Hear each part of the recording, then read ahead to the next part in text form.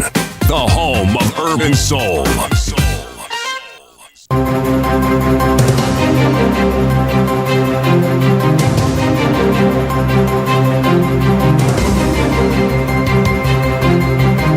This is the Radio Generation News. Good morning, I'm Winnie Maganga. The National Authority for Campaign Against Alcohol and Drug Abuse has announced the closure of 15 rehabilitation centers.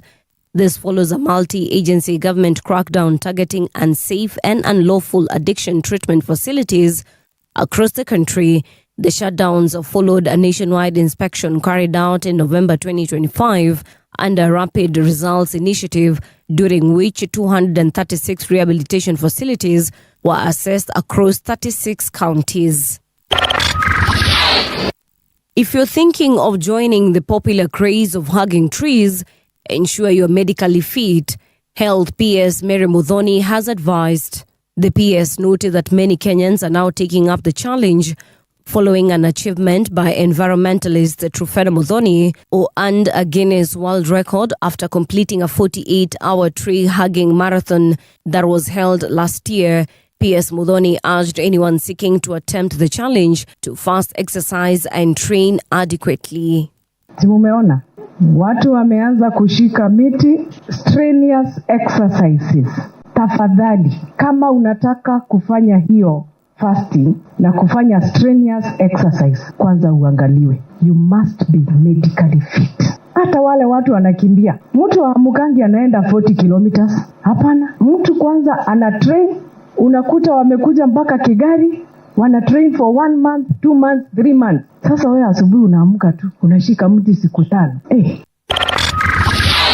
President William Ruto has told politicians criticizing the Nyota program to keep off, saying the initiative is meant to support young entrepreneurs. Speaking in Machakos on Thursday during the launch of Nyota startup funds for youth in Machakos, Kitui and Makueni counties, the president said young people will drive Kenya's transformation. He urged the youth not to allow politicians to use them to cause violence and instead focus on education, jobs and business to improve their lives. This is not politics. Hapa hakuna siasa.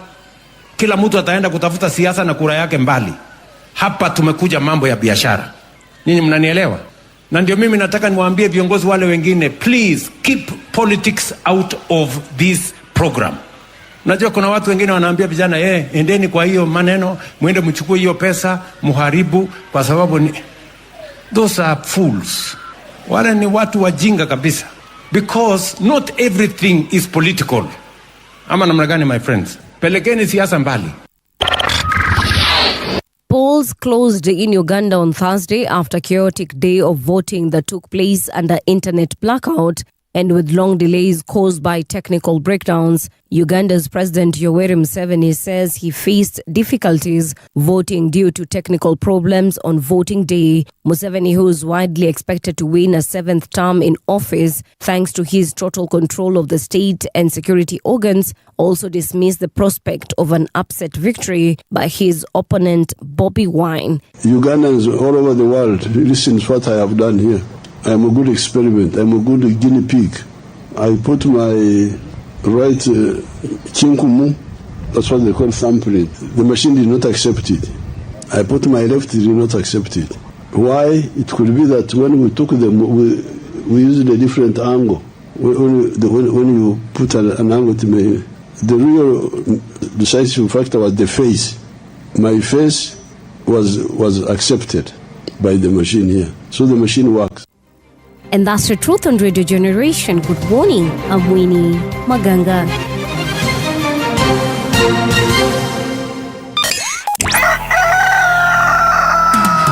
In the beginning, there was morning radio. But now there is Radio Generations, the people's breakfast. Curious and bold, getting facts from the shadows. That's what it is. Now, as the city wakes and secrets stir, a bright new voice shines. The people's breakfast.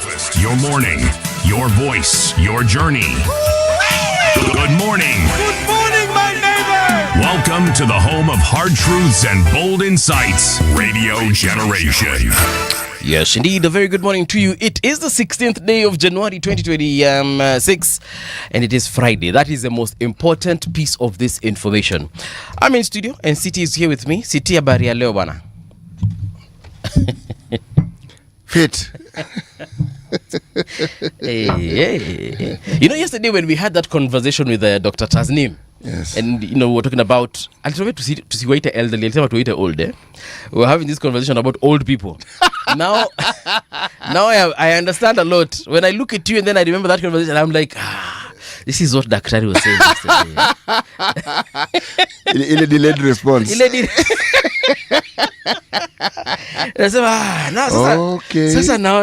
right. Kuelewa vitu mingi sana. Lakini City, habari asubuhi. Salama bro. You're well? I can see you're well, obviously. Yes. Yeah, but well. For the sake of Don Sabwa and John Gugi and all those guys watching and listening from Qatar, uko sawa kabisa, si ndio? Sawa kabisa. Hiyo ni salama John sana. Mutua, not Ngugi. John Mutua, yes, thank you. Yes. Mutua, my brother from that area, yes, that arid area that we call Ukambani. Yes. Okay, so today being a Friday, of course we have a good lineup for you as far as conversations are concerned. Friday na kufurahisha. Inanibamba sana. We shall take a look at also what has happened in Uganda in the last 24 hours. They voted, well, I hope they voted yesterday. They did. Yes, for their, is it a general election like the one we have here? So they vote for their MPs and other individuals, eh? Yes, they do. Good stuff. So we shall be checking out how that area of East Africa is faring. We hope everything is fantastic. If you're listening from Uganda, let us know. If you are listening and you're Ugandan but you're not in Uganda, please let us know. Utuambie how things are in your neck of the woods. Meanwhile, like I said, we have Don Sabwa here. We also have Fighter. Wacha nisome ya Don kwanza. Hi Paul, kindly ask City. Don has questions for you, eh? Okay. Every single morning. Right, let's hear what Don has to ask. Don Sabwa says, hi Paul, kindly ask City, does he know Nyota Fund is a loan payable by Kenyan citizens? We are heading to Singapore. Haya.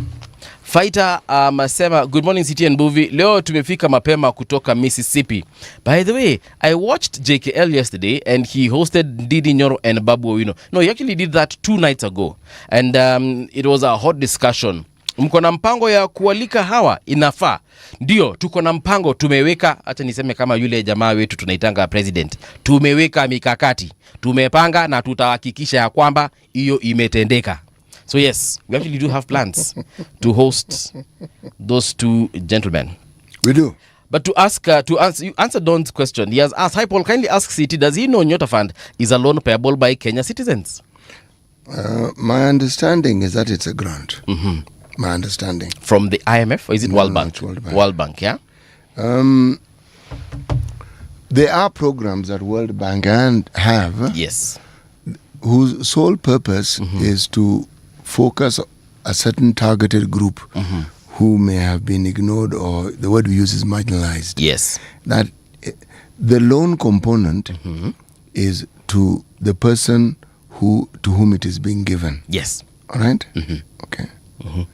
Because one of the things about giving people money is you will find that in many cases, if there isn't a plan for returning that money, it is really invested. Yet, there is a research process that was conducted some years ago. Several universities in the US, among them was Princeton, Duke, and others. What they did was they were experimenting with a certain lump sum amount given to households. The amount was 100,000 with no conditions. Nobody tells you what to do with it. Yes. It's yours. When they came back to the same families who the money had been given to, it was conducted here in Kenya. Yes. The amazing thing is the majority of those who had been given that money had used it very well, and it had actually improved their lives. Nobody told them what to do with it. Okay. They just told, here. And not in bits. Yes. No. Here is 100,000. Pop. Jipange. Okay. Na watu wakajipanga. That was what they found interesting. What walijipanga. Okay. So I glean that people know what they can do, what they need to do, and that the opportunity is what is often lacking. The household gift, if I may call it that, was interesting in that your household knows you've been given. It's not that you have been given Yeah. So you get the impression that people put their heads together to determine how best to utilize this money. Yes. So Nyota looks for a group of people who probably didn't finish Form 4, didn't do very well, have not had opportunities, that group. Yes. Not university. Not the folks who are saying 50,000 Nikidogo. Not those ones. Those ones clearly need more money and they need to go elsewhere. Yeah. And the cutoff age is 35 if you are disabled. But it is for young people, my friend. Yes. It is for the young. It is not for people like City. Not the guys we were discussing with Dr. Tasnimia yesterday. Not those ones. You know, this yesterday the president was in Machakos County akipeana hiyo mkwanja Nyota Fund. Now, someone who was, because I didn't watch it, I was just told by someone, they were like, hey, but did you know the president is in your neck of the woods? I was like, what do you mean, where? You don't know how far Machakos is from Kitui. They clearly don't. So do you know ako kwenu kamza wapi? Machakos. Oh, nice. Anafanya nini huko? Anapeana Nyota Fund. I was like, oh, good. Akanambia lakini sasa 22,000 itasaidia mtu aje? Oh. I was like, wait, 22? Me, I thought it was 50. No. The sum total is 50. Yeah. They don't give you 50 at once. Oh. No. So they start with kidogo. No, tuona unaendelea namna gani na ndio nakuongeza. Yes. So ni kumaanisha hii 22 wakinipatia ni squande, hii 28 nyingine haikuji. No, itakuja. They'll determine. Remember, there's a hand-holding process with this scheme, right? Where they actually train you. So umesema unataka kuuza ndizi. Ndio. They train you on how kuuza ndizi, where to get it from, how to the ways you can sell it, you can boil the ndizi, marketing, you can fry the ndizi, all that. Kuna mtu anakuwa hand-holding means when you give the money, somebody walks with you to see that you're doing what you said you're going to do. Yes, to ensure that indeed this 50,000 is beneficial. Yes, this 25, okay? Now, once establish the 22 is ukisha establish, okay? Sasa unaongeza the other 22 kwa sababu sasa unajua umeonyesha kwamba kweli wewe umeshika hiyo program. That's what it is. So akaniambia ni 22,000 inapeanwa. Nikasema yes. Okay.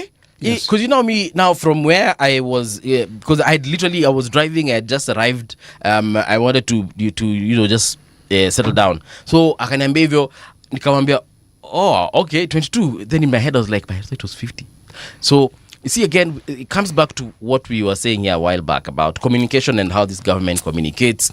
They might do good, even mean well in some of these projects, whether opposition agrees with them or not. But the fact that they are not communicating well is another problem, and I feel like that is one of their greatest undoing. It is true. The thing about the government and communication, my friend. Yeah. Whoever it is engaged to do that for them tends to do a fairly poor job. Yeah. And chances are, if you actually go to the Nyota website, maybe that information is already there. Oh, it is there. Where do you think I got my information from? From that website, right? Yes. Now, unfortunately, Pia, there are people who will not go through that website. No, for instance, the person who gave me that information. The person who gave me that information. And also, someone like my grandmother who will not bother going to our website because... What is our website? She's exempted. Exactly. Yeah. The point communication is a problem. It is a problem. When you communicate, you must understand how the intended audience consumes the information. And you will need to package that information in the way that they would consume it effectively. Yes. Now, there's a video I'm watching here on X of President Museveni. I hope it's not AI, but it's President Museveni who, it looks like he's casting some kind of vote. Now, I don't know if this is from yesterday's election or this is a different election, but he is casting that vote. He's signing, or rather he's, what is it called? Marking his ballot paper in a basin. So he's marking his ballot paper in a basin. Then after marking it, of course, akaikunja.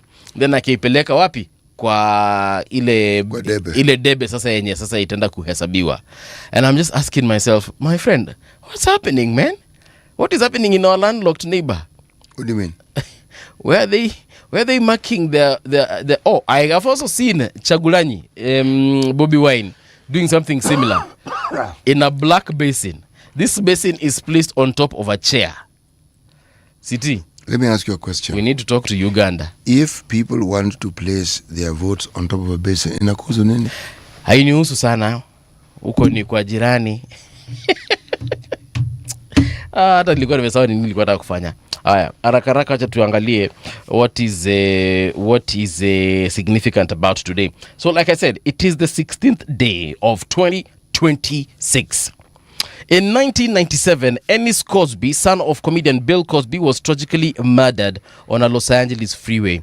Did you watch the Cosby Show? I'm sure you did. I found the Cosby Show particularly riveting. It was yeah. I liked it. Yeah, it's unfortunate that also years later Bill Cosby pia alijipata kwa mashida. Hizo mashida bwana ilireveal vitu vingi sana. Because people regurgitating things that happened a long time. It's called the Me Too movement. Yes. Hata mimi. Bwana. Yeah. Miaka yote. Yeah. Vitu zinakuja kutokezea. No, that's the point. Yeah. Okay. Usijua alifanya nini? Usijua alifanya nini? Na at that time jamaa naye mazee amezeka vizuri.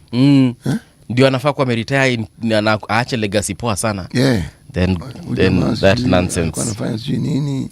Sijui alikuwa na Anyway, in 1957, the United States launched its first satellite, Explorer 1, marking the start of the space age. This date, is significant as far as that is concerned. The US launched its first satellite, Explorer 1. Do you know where Explorer 1 is right now? Must be in a museum somewhere. No, it's still in space. Still orbiting. It's actually not even orbiting. It's imeenda mbali sana.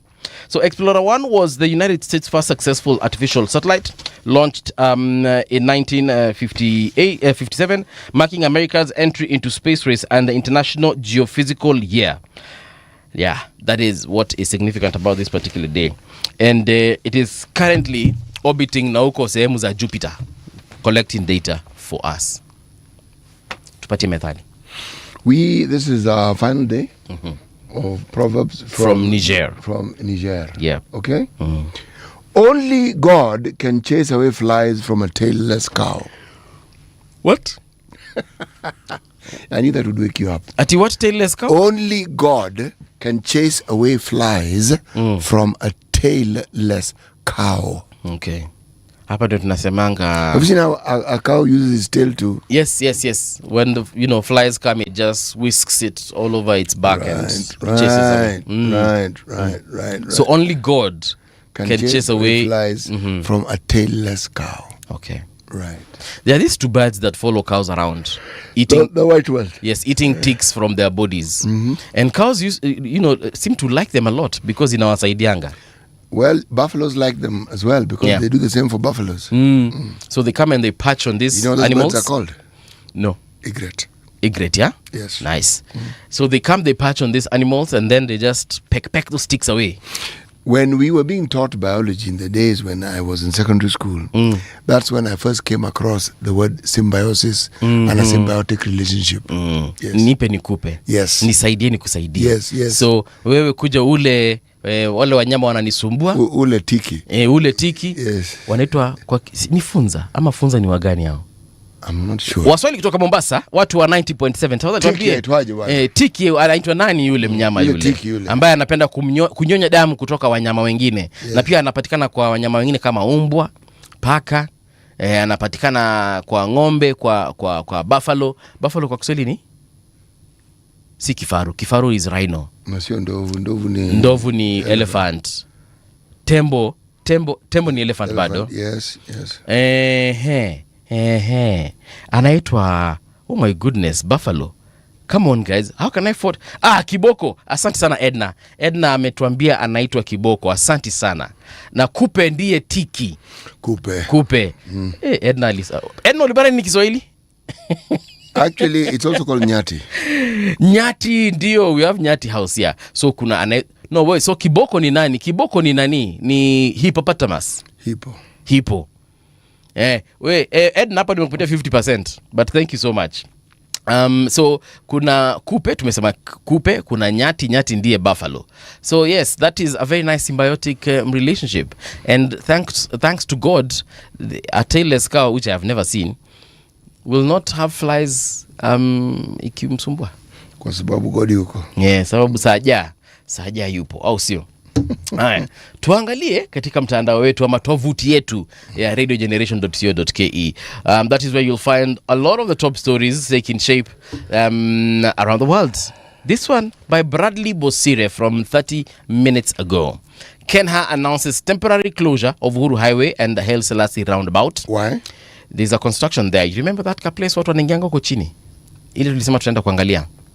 Ile underground ile. Let's read this one and find out why exactly it is Kenya. Please. Motorists using Uhuru Highway and the Haile Selassie Avenue roundabout in Nairobi have been advised to plan for temporary disruptions following an announcement by the Kenya National Highways Authority on planned road closures. In a public notice issued on Thursday, that is yesterday, Kenya said several sections of the highway, that is Uhuru Highway, Haile Selassie Avenue roundabout, will be temporarily closed as part of Phase 2 roadworks to allow for the reinstatement of the tarmac asphalt concrete layer.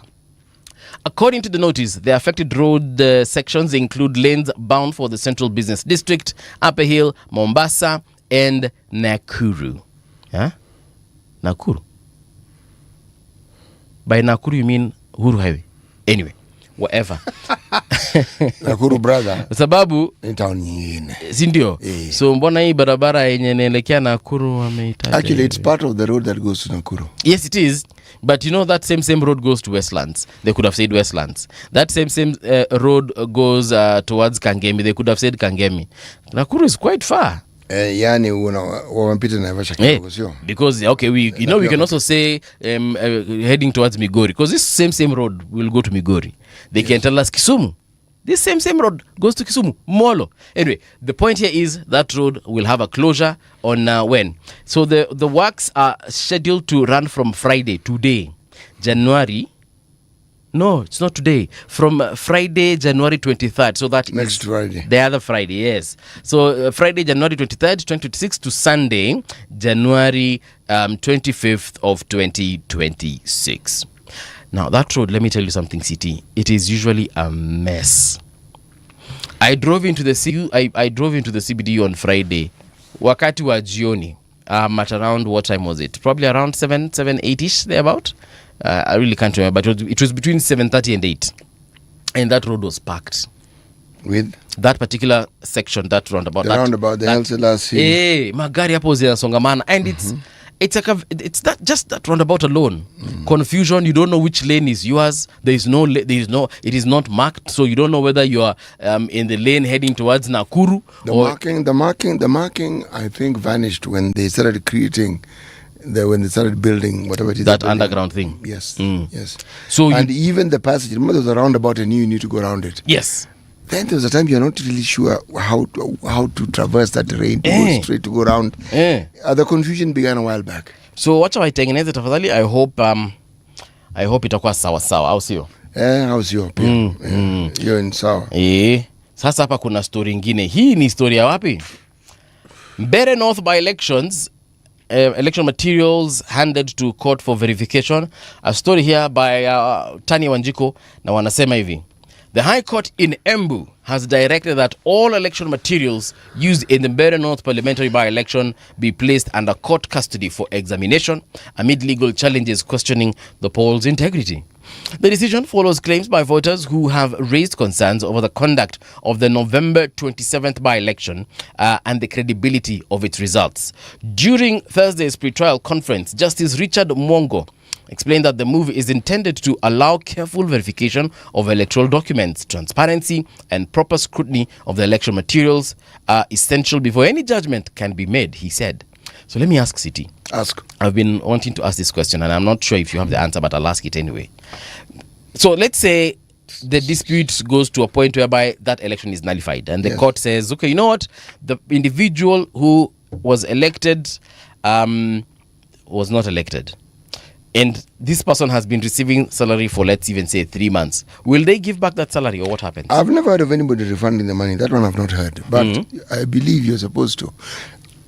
Why? But I've served for those 3 months. Even if I went to Parliament, I participated on the floor, I perhaps even passed, gave out a bill and it was passed.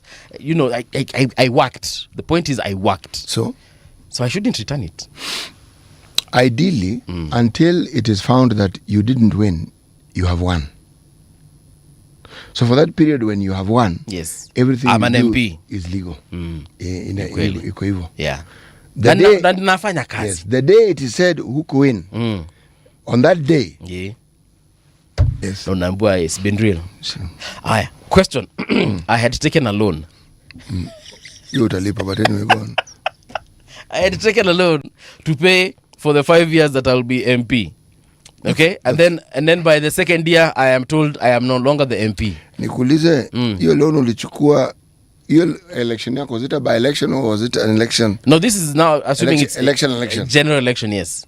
So I won, but my opponents or even a voter has gone to court, like in this situation, and they are saying hiyo kitu ni kama hatukuiona. So essentially you took a personal loan and you... Na nikaambia bank bana, mimi ni mheshimiwa bana. Not only that, the Parliamentary Service Commission did all the necessary paperwork, so you legally got the money. I'm an MP, yes. Yes, the Parliament didn't borrow the money, you did. I am the one who, yes. Yes, you will have but to. against my payslip. You will pay. Against my payslip, which is... It doesn't matter. You will have to pay that But loan. kazi imeenda bwana. The Kazi didn't take the loan. Nakada shuts down 15 rehab centers after nationwide inspection. Hii imeandikwa na Bradley Bosire. Bradley amesema hivi: National Authority for the Campaign Against Alcohol and Drug Abuse has announced the closure of 15 rehab centers following a multi-agency government crackdown targeting unsafe and unlawful addiction treatment facilities across the country. The shutdowns followed a nationwide inspection carried out in November 25th under a rapid results initiative, during which 236 rehabilitation facilities were assessed across 36 counties. Nakada said the action... Sorry. Nakada... Yes, thank you. Nakada said the action was taken to protect clients after inspectors identified serious violations that posed direct health and safety risks. Yeah. So, 15 centers zimefungwa. You know, there was a time when there was a lady who apparently died. At a rehab center. No. This was a hospital. And it is said she had mental health problems. Yes, it is said. And the reaction, after this came up and the matter went to court, they closed the hospital. Now, it is one case. It involved one lady. Yes, it involved one health practitioner. Why I queried this then. I remember that conversation, yes. Why did they shut down the hospital?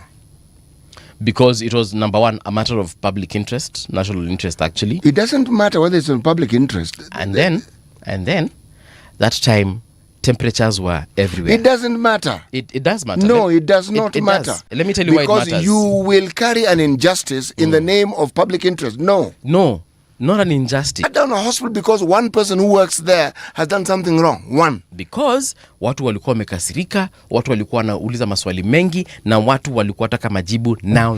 Every major hospital in this country have people dying. Kenyatta National Hospital had people killed inside it. Did you hear the hospital being shut down? No, killed. City. Can you imagine what would happen if today you were to shut down Kenyatta National Hospital? Do you know what happened when that hospital was shut down? Yes. Of course, consequences. No. The repercussions to that. I remember even people were transferred from that facility. There was something more than what we were being told. Because, look, it can't be a good thing when somebody dies and there's mischief afoot and you can see somebody mishandle it. We understand all that. Okay? I'll give you an example. And that is the reason, that one case is the reason why you shut down a hospital. An entire hospital. No, Paul.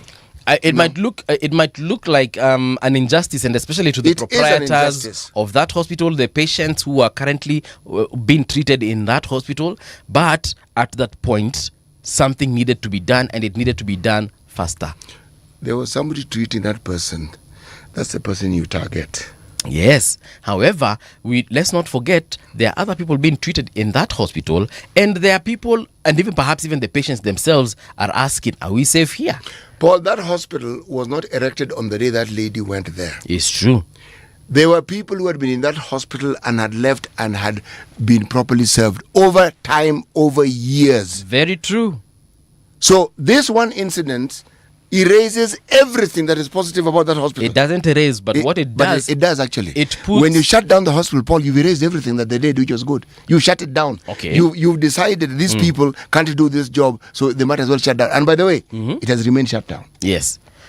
Now, my point, of which it's just a point, it's not necessarily a validation of what happened there. I'm just saying, at the time, kulikuwa na kelele nyingi and something needed. For example, right now in Minneapolis, another person was shot yesterday. Fortunately, they didn't die. They were just shot in the leg. Again by ICE? Yes, by ICE. But what they did now, even the people organizing the protests, they came out and said, okay, guys, let's do this. For the time being, we need to put a stop to all our operations, including the protests. Because at this rate, people are getting hurt. Number one, someone already died. Secondly, someone has been shot in the leg, and God knows what else might happen. And you know, of course, the crowd is now getting more and more agitated. God knows what else they might do. Oh, somebody nice is going to get themselves shot. Exactly. Or even worse, nationwide protests to get, and then they may get out of hand. Yes. So even the organizers of the protests and even the leaders of Minneapolis and the largest state of Minnesota, they have just come out and said, guys, now, because of this particular situation, hebu tutulieni kwanza, let's assess, regroup, forge a way forward. So in the case of this hospitality that was shut down at that time and continues to be shut down, I do not know where the investigation has reached as far as their findings are concerned, but do I agree with it being shut at that time? Yes, I do. No. That was a miscarriage of justice, Bwana. No. Now, when you're hospitality, Pia, I'm sure they have options, legal options. Sue the government, sue the DCI, sue whoever shut them down. Paul, the yardstick has to be the same. Because people being killed at Kenyatta Hospital, it was at the same time. Yeah. But City, imagine the number of people... I don't care. The principle of injustice is the principle. It is a hospital, it is a hospital. Somebody dies. A death is a death.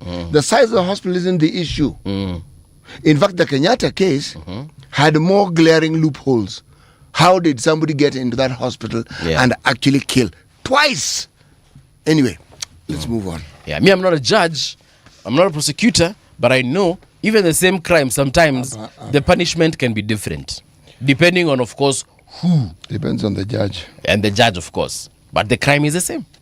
I want us to check a little bit of traffic before we get into the newspaper review. What is happening on the roads? Traffic. All right. Taking a look at this particular road known as Kibra Road. Uko sehemu za Ayani, naona mko sawa Olympic Estate. You guys are moving quite well at this particular hour. Joining the main Ngong Road pale Kenya Science and initangwaje Kenya kitambo ilikuwa inaitwa Kenya Science, ilikuwa kivyake, and then it was acquired by University of Nairobi. Yes. Okay. I remember I used to go here for swimming. Kenya Science Teachers College. Kenya Science Teachers College. Yes. When we used to live in Ngando, used to come to this place for swimming. Yes, it was up the road. Yes, walking distance from our home. No, actually down the road, not up the road. Yes. Aya, Raila Odinga Way. This is now tukikuja chini towards the CBD. That road is looking good. But as usual, I usually tell you there are few pockets of traffic, especially at the junctions. But beyond that, and of course at the traffic lights. But beyond that, everything else is moving quite okay. So that means if you're coming from Lenana High School and you want to get to the CBD... Lenana School. What did I say? Lenana High School. Okay. Lenana School, and you want to get into the CBD, chances are in 20-25 minutes max, you'll be there. Now, the areas I'm seeing traffic is on Jogo Road. Again, few pockets, especially at Makadara. We know that's because of matatu zinasimama pale ndio zichukue watu. But beyond that, everything else is moving okay. Donholm, Savannah Road, looking really bad at this particular hour. It's bumper to bumper. And then there's that road from Feather Estate joining Embakasi, joining Airport North Road, sorry. That is on the Outer Ring Road. Kamana kidogo tu. But once you join Airport North Road, everything else is looking good. The expressway looking good. Mombasa Road, Pia, no complaints coming from there. Eastern Bypass, there is some traffic hapa sehemu ya Utawala.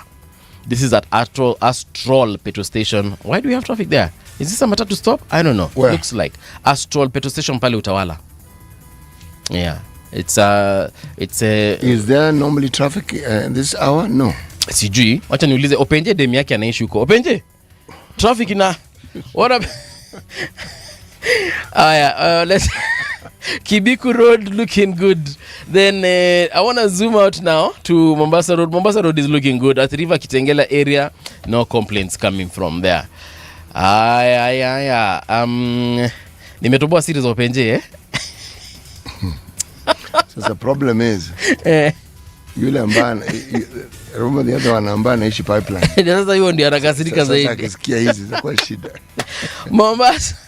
Mombasa pembe za ndovu kule Elephant Tusk, that road kanakaa vizuri sana. This is Moi Avenue, yeah? It's main Moi Avenue. Ilikuwa zamani ilikuwa Kilindini Road. Kilindini Road, eh? Yes, sasa ni Moi Avenue. Inaelekea mpaka Kilindini Port. Yes. Right now inakaa vizuri sana. Actually kutoka Fort Jesus all the way, that stretch that is now that stretch that goes to Fort Jesus is called Nkrumah Road. Yes. Iko sawa sasa. Mogadishu naona mko sawa kule Mogadishu Road, that is. Midikanda Street also looking good. Traffic on Radio Generation.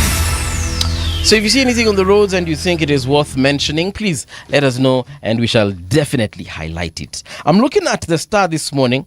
They are saying that Ruto, Oburu, Kona, Sifuna, ODM rebels in looming deal. Ruto, Oburu, Kona, Sifuna and ODM rebels in looming deal.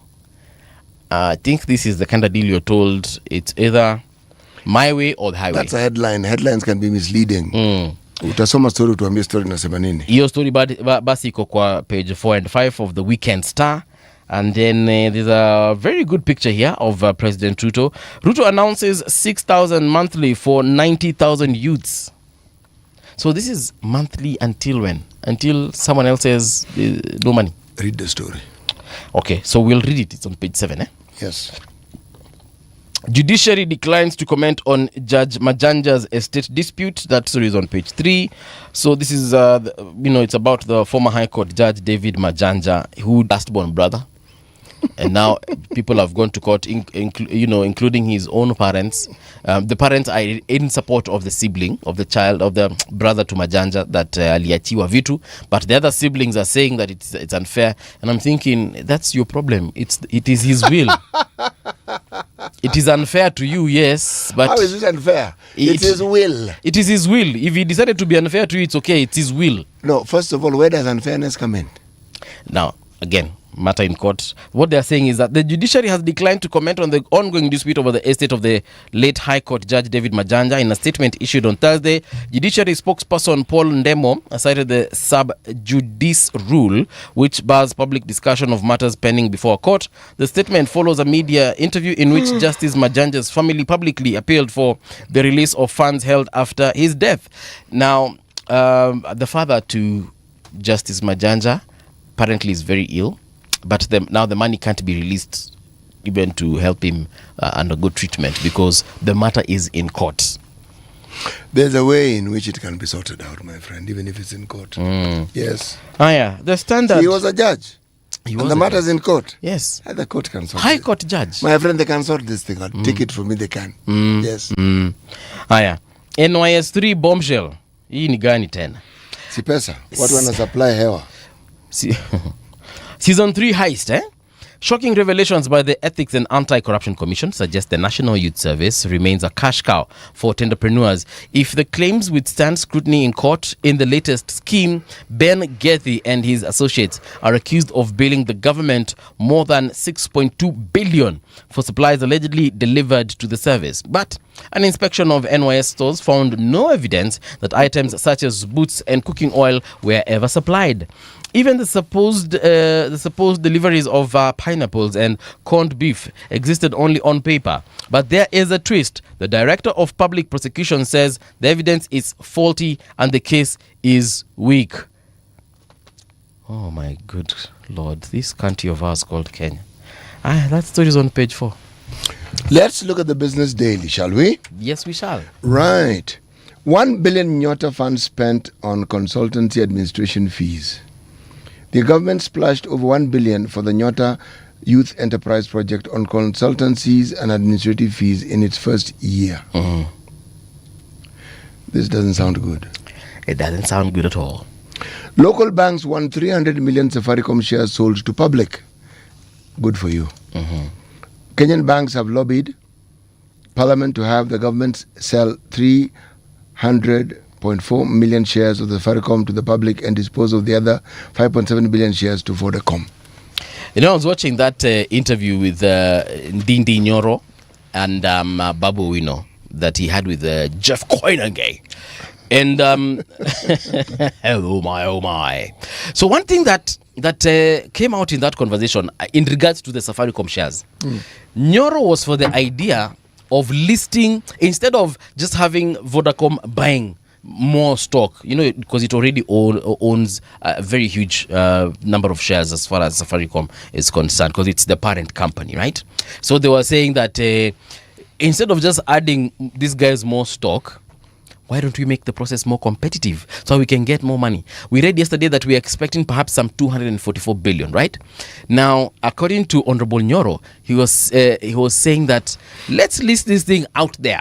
Let's list it on the New York Stock Exchange or even the London Stock Exchange so that we can get higher bids, of which we shall get higher bids, because Safaricom is a very profitable company.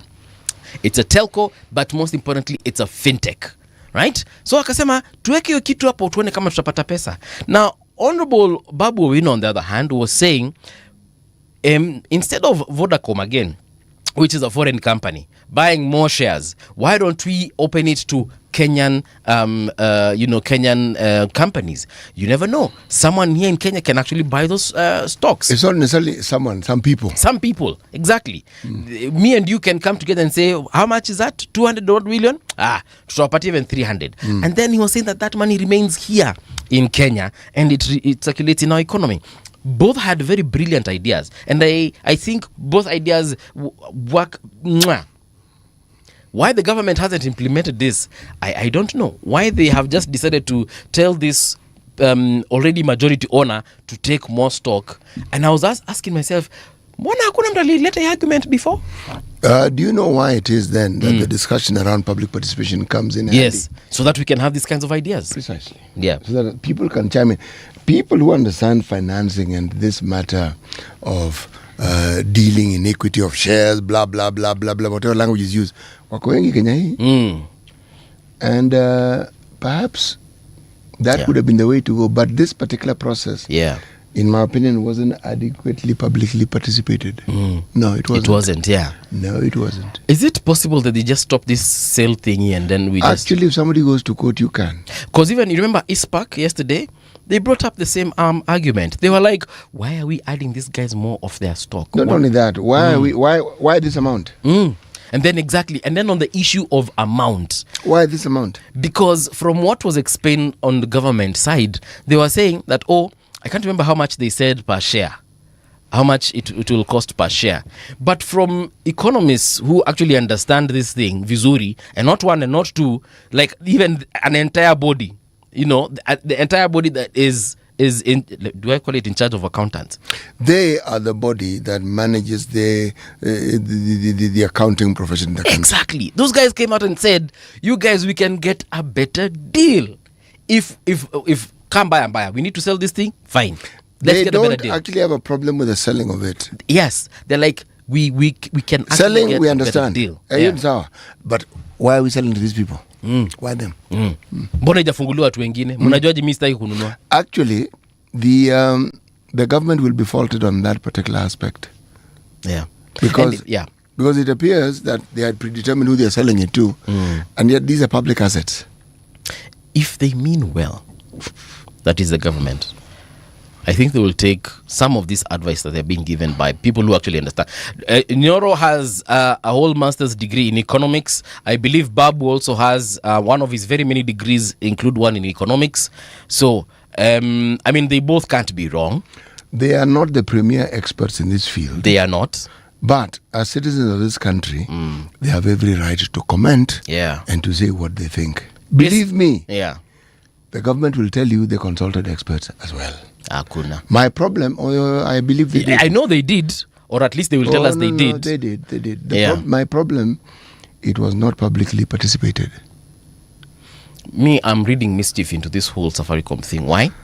Because now that my mind has been opened by the very many people who have lent their voice now that my mind has been opened by the very many people who've let their voice into this particular situation, I am actually thinking someone in their right mind, anyone rather in their right mind, would actually take the route that is most beneficial to Kenyans. And the one that the government has taken versus what I am hearing, I think the government one is a weak one, as opposed to what perhaps other options are out there.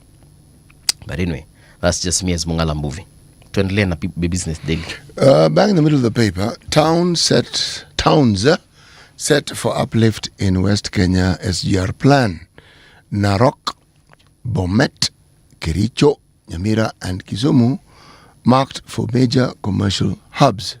Opening up transport corridor expected to rev up trade, industrial activity in region.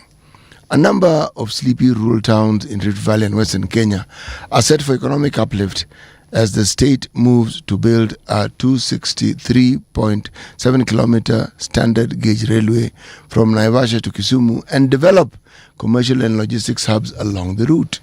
The proposed SGR Phase 2B project, to be overseen by Kenya Railway Corporation, will traverse Narok, Bomet, Kericho, Nyamira and Kisumu counties, opening up a transport corridor that could redefine trade, industrial activity and urban growth in the region. The line will begin at the terminus of the Nairobi Naivasha SGR and pass through Narok, Bomet, Sotik, Sondu and Ahero before terminating in Kisumu. Yeah. Good stuff. You see, the old railway did not pass through that one. Yes, the old, you mean all those counties you've mentioned? They did not. The old railway left Nakuru. Okay, let's say Naivasha, Gilgil, Nakuru. In between there's a town called Ilkek, that's around Naivasha. Yeah.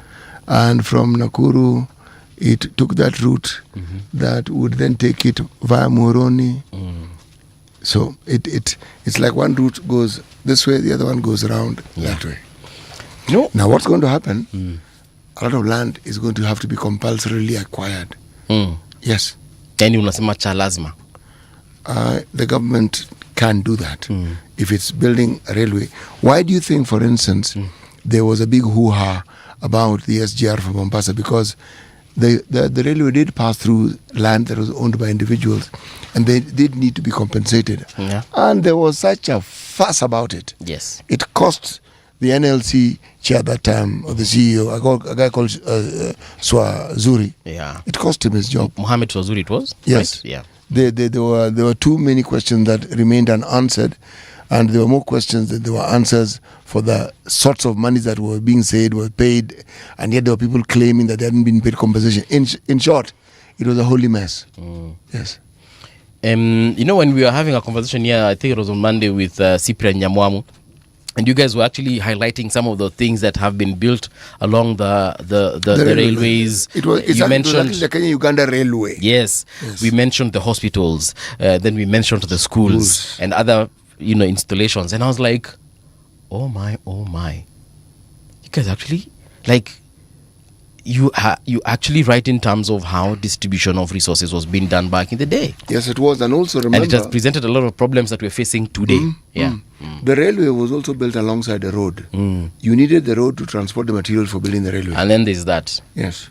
So, and that is why there was a way leaf. You would find that you build a railway, there was a lot of space on either side of the road for purposes of expansion. Yes. Which over time, by these very same Kenyans, have acquired willy-nilly through whatever means they have acquired. Yes. The roads had the same. Yeah. Planners had understood you must always plan for the future, and so you must leave room for that plan. Our people. This gentleman who passed away recently, the late Raila Odinga, yes, when he had the docket of roads, one of the things he did, which was very unpopular with many people, he evicted people on road reserves. Buildings came down on road reserve. A road reserve is a big piece of land. It is, yes. Okay?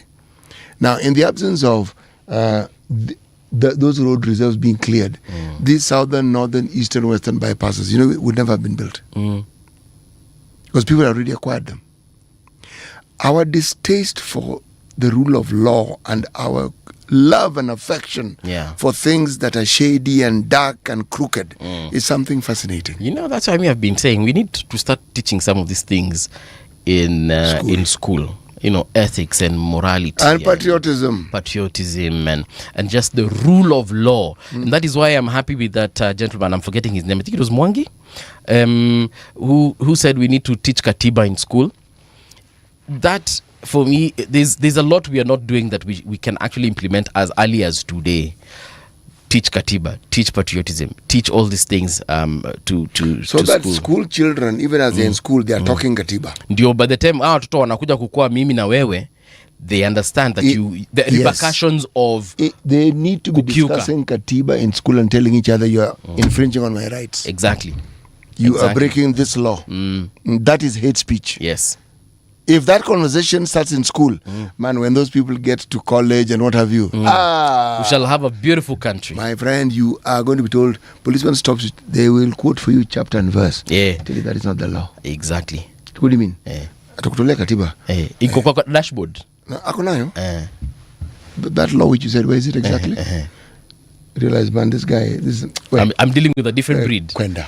And also even those cops that we sometimes despise, they will also understand the Katiba. They'll up their game. Yes.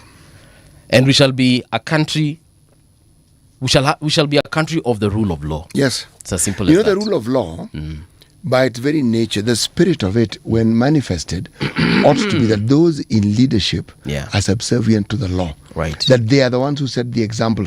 Once the example is set, that those who are in positions of authority, or conversely, that the law can hold these leaders to account, and it does, not just as it can, and it does, and it is seen to be done, then you have the rule of law. You see, like the way, again, using traffic as an example, the way you are here in Kenya, Junior Usiku, we don't even follow traffic lights because, number one, the cops are not there to see us breaking those laws, so you can crisscross the road the way you want. A place like in the States, when I was there, I was very shocked. Tumefika kwa traffic stop, hakuna magari, watu wamesimama, ni usiku. There's literally no traffic. It's 12 midnight. I asked my friend, see, we drive through. He's like, I want it lights ziko red. I'm like, oh, ziko red, but hakuna magari twende. I took my Kenyan mentality there, and he told me, bro, huku, you try and go against that light. Tomorrow morning, you have a summons and you will pay a fine. So here we follow the law. Iwe ni midnight, iwe ni midday, tunangoja. I was like, you don't say. Yes. Yeah. He did say. We don't run, he told me we don't run red lights here.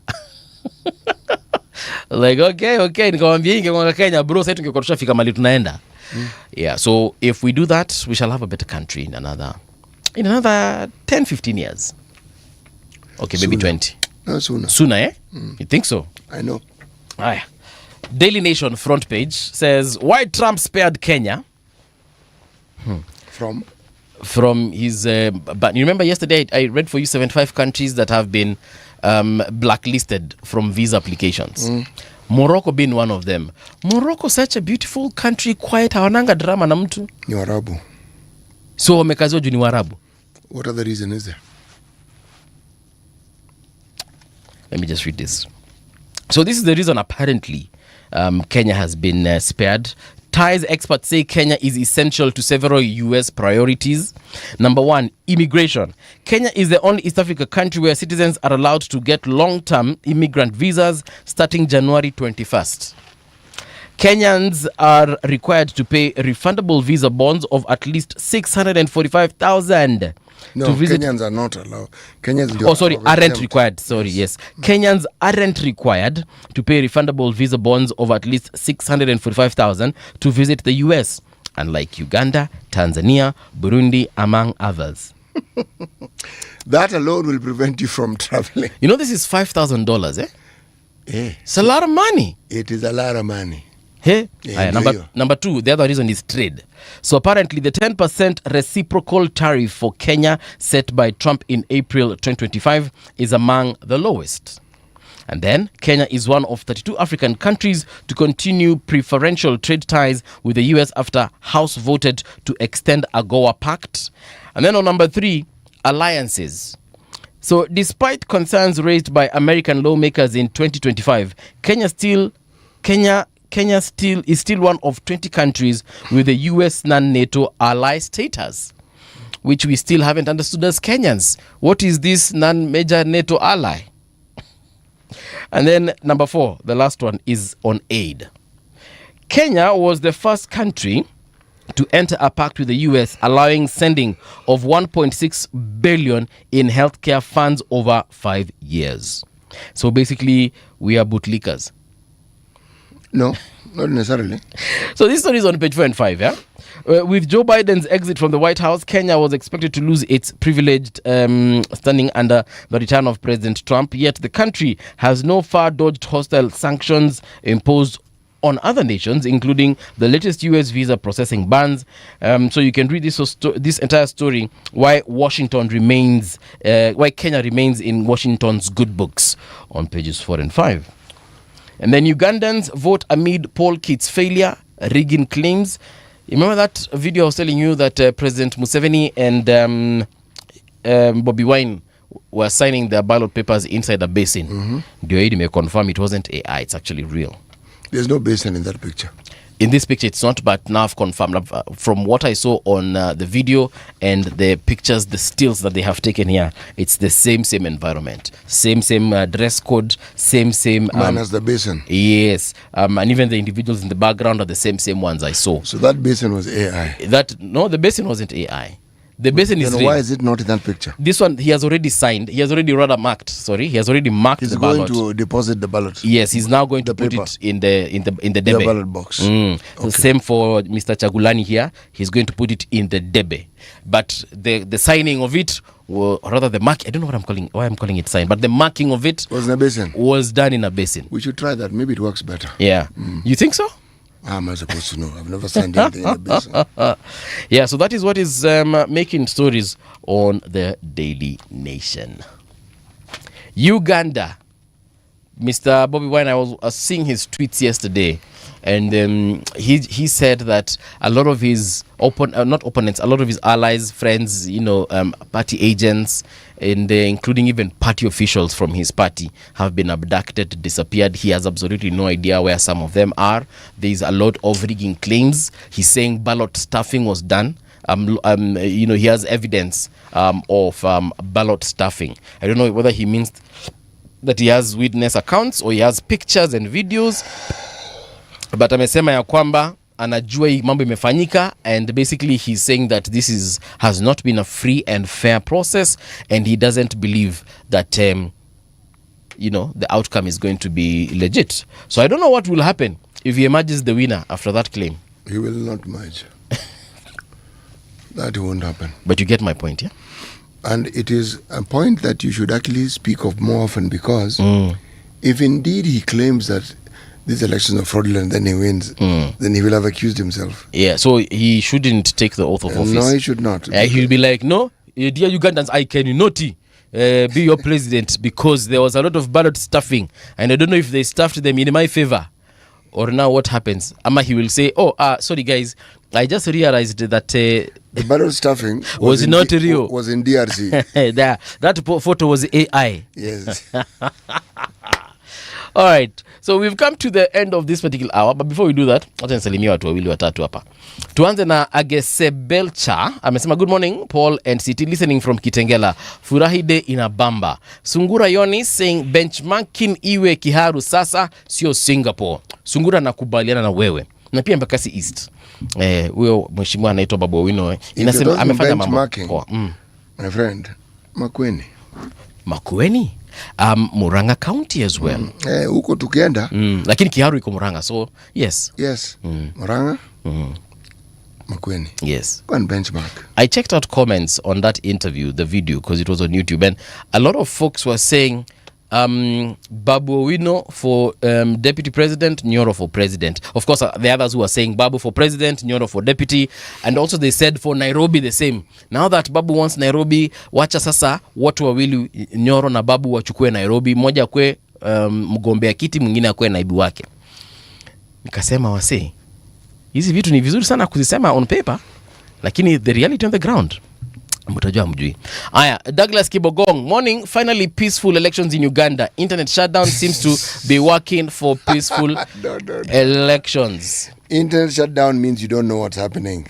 Yes. Aya, more salamus coming your way. I shall be reading the rest in a short while. Let's get into that thing we call the news with Winnie Maganga. Radio generation, the sound is fine. Pump it up, turn it high all the time. Let the music move you, let's sway. Radio G's got your jam all day. Radio Generation, the home of urban soul.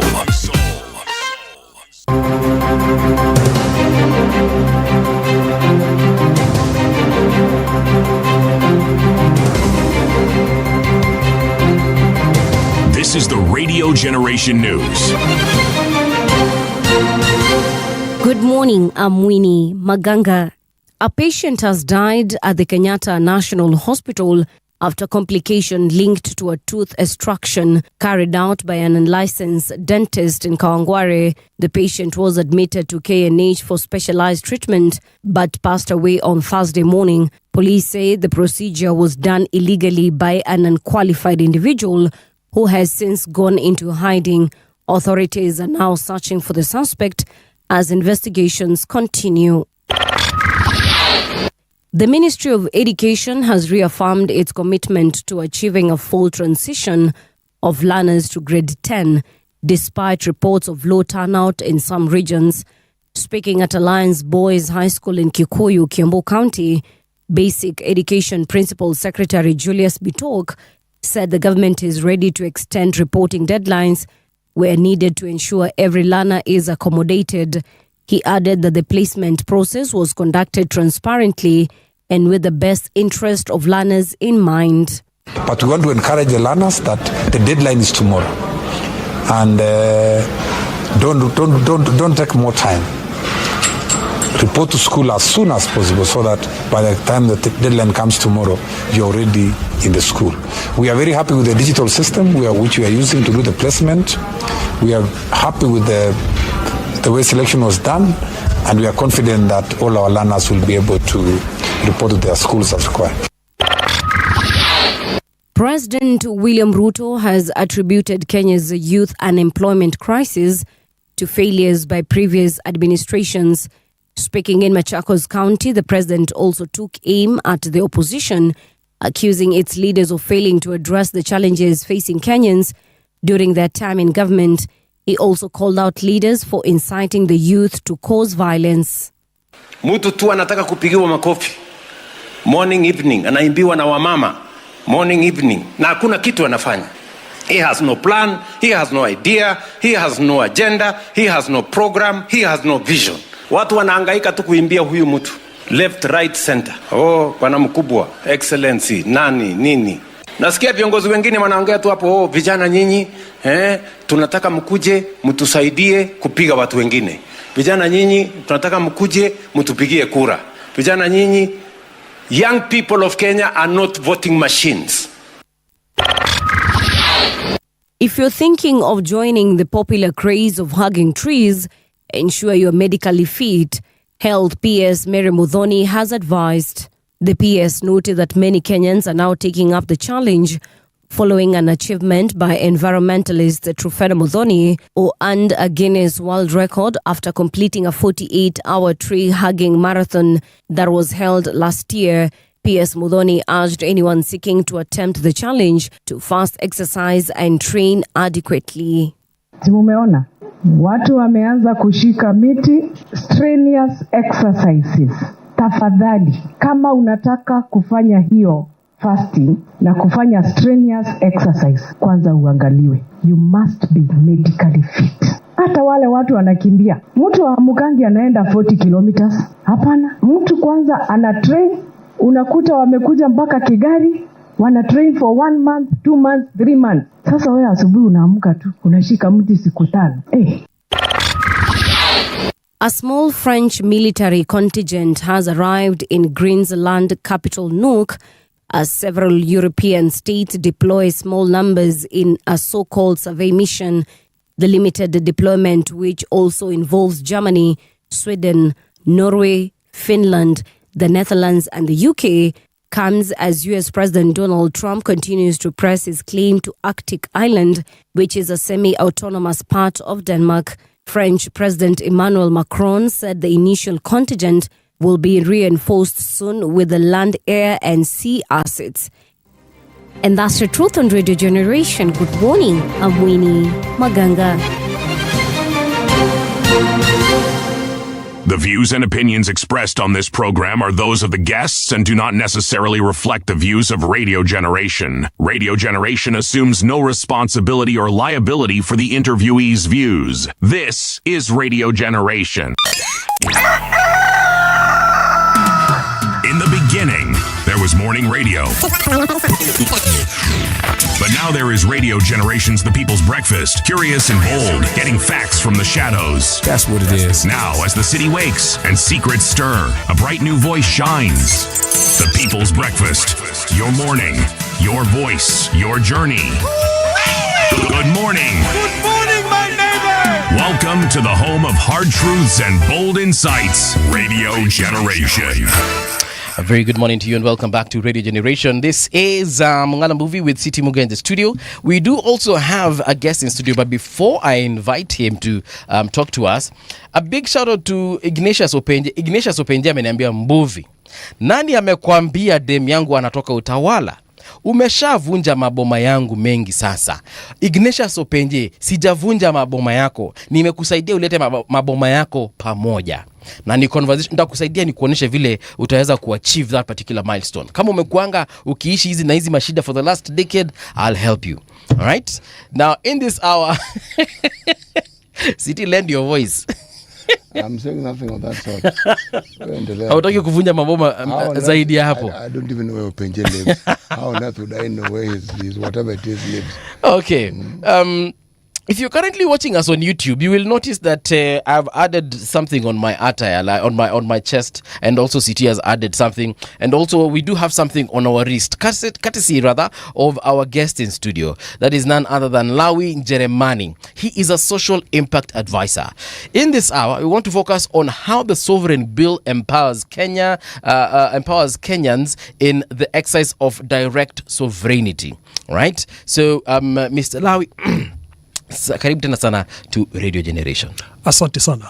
Thank you, Mbuvi. Thank you, City. Yes. When we say that you're a social impact advisor, what exactly are you? Okay. So, previously I've been going by I gave myself this title. Right. Social consciousness theorist. But you see, when you say you're a theorist, many people believe that what you're saying ends at theory. It's not very practicable. Okay. And I thought, let me make this term a little bit more proactive. All right. And then I said, 2026, I'm going by the term or title, social impact advisor. Okay. In the context of advice, it's contextual. So today I may be advising the listeners that you have. Tomorrow it could be a politician. You've been on Ignatius' case. I've been listening on my way. Yes. Probably Ignatius could be another person I'm advising. Your target of your conversation. Yes. I'm trying to move from theory, although I use a lot of theory to formulate my thoughts. Okay. But I'm also moving towards being more proactive this 2026. All right. I've worked on theory in the past few, years. But I'm thinking it's time to get more proactive. What theories have you worked on? A couple. It depends on the context that you come up, we look at. But some of the theories I've come up with, for example, I give you, in the context of politics, I give you political DEI. And I'm saying in political DEI, a politician has to master 3 things to be successful. Has to be very, very articulate, or very, very astute in 2 to achieve his political lens. Political DEI then means we have debasing, we have euphoria, and then we have ideology. A politician must master 2 of those to be successful. You either have to be the best at debasing, You either have to be the best at rousing euphoria, or you either have to have the best ideology to be successful. Okay. That's an example of a theory I've put across. But are those really theories? Because theory suggests that what you're talking about hasn't been proven. Go ahead. And yet the very things you're saying Have been proven. yes, they have. In fact, they are like the gospel by which some people live. They may not articulate it in that same way, Right. but it's what they use. Right. Okay? Right. Some come across as very astute demagogues, but the truth of the matter is that they are using what started off as a theory, Right. but they've breathed life into it. Right. And so it is now not theory. Sure. It is practical. Sure. Yes. And allow me to make a rejoinder. So today we credit Isaac Newton as having discovered the force of gravity. But before Isaac Newton came up with the term gravity and all that as a theory, people used to know if I throw something up, it comes down. There was an element of gravity is there. We just haven't put the words to it. So I'm saying in the same context, my political DEI is something that is with us, but no one has actually... Actually, you've taken the discussion to perhaps a larger discussion Right. of how we study accumulated knowledge over time, and which has been channeled into a package that we call a discipline.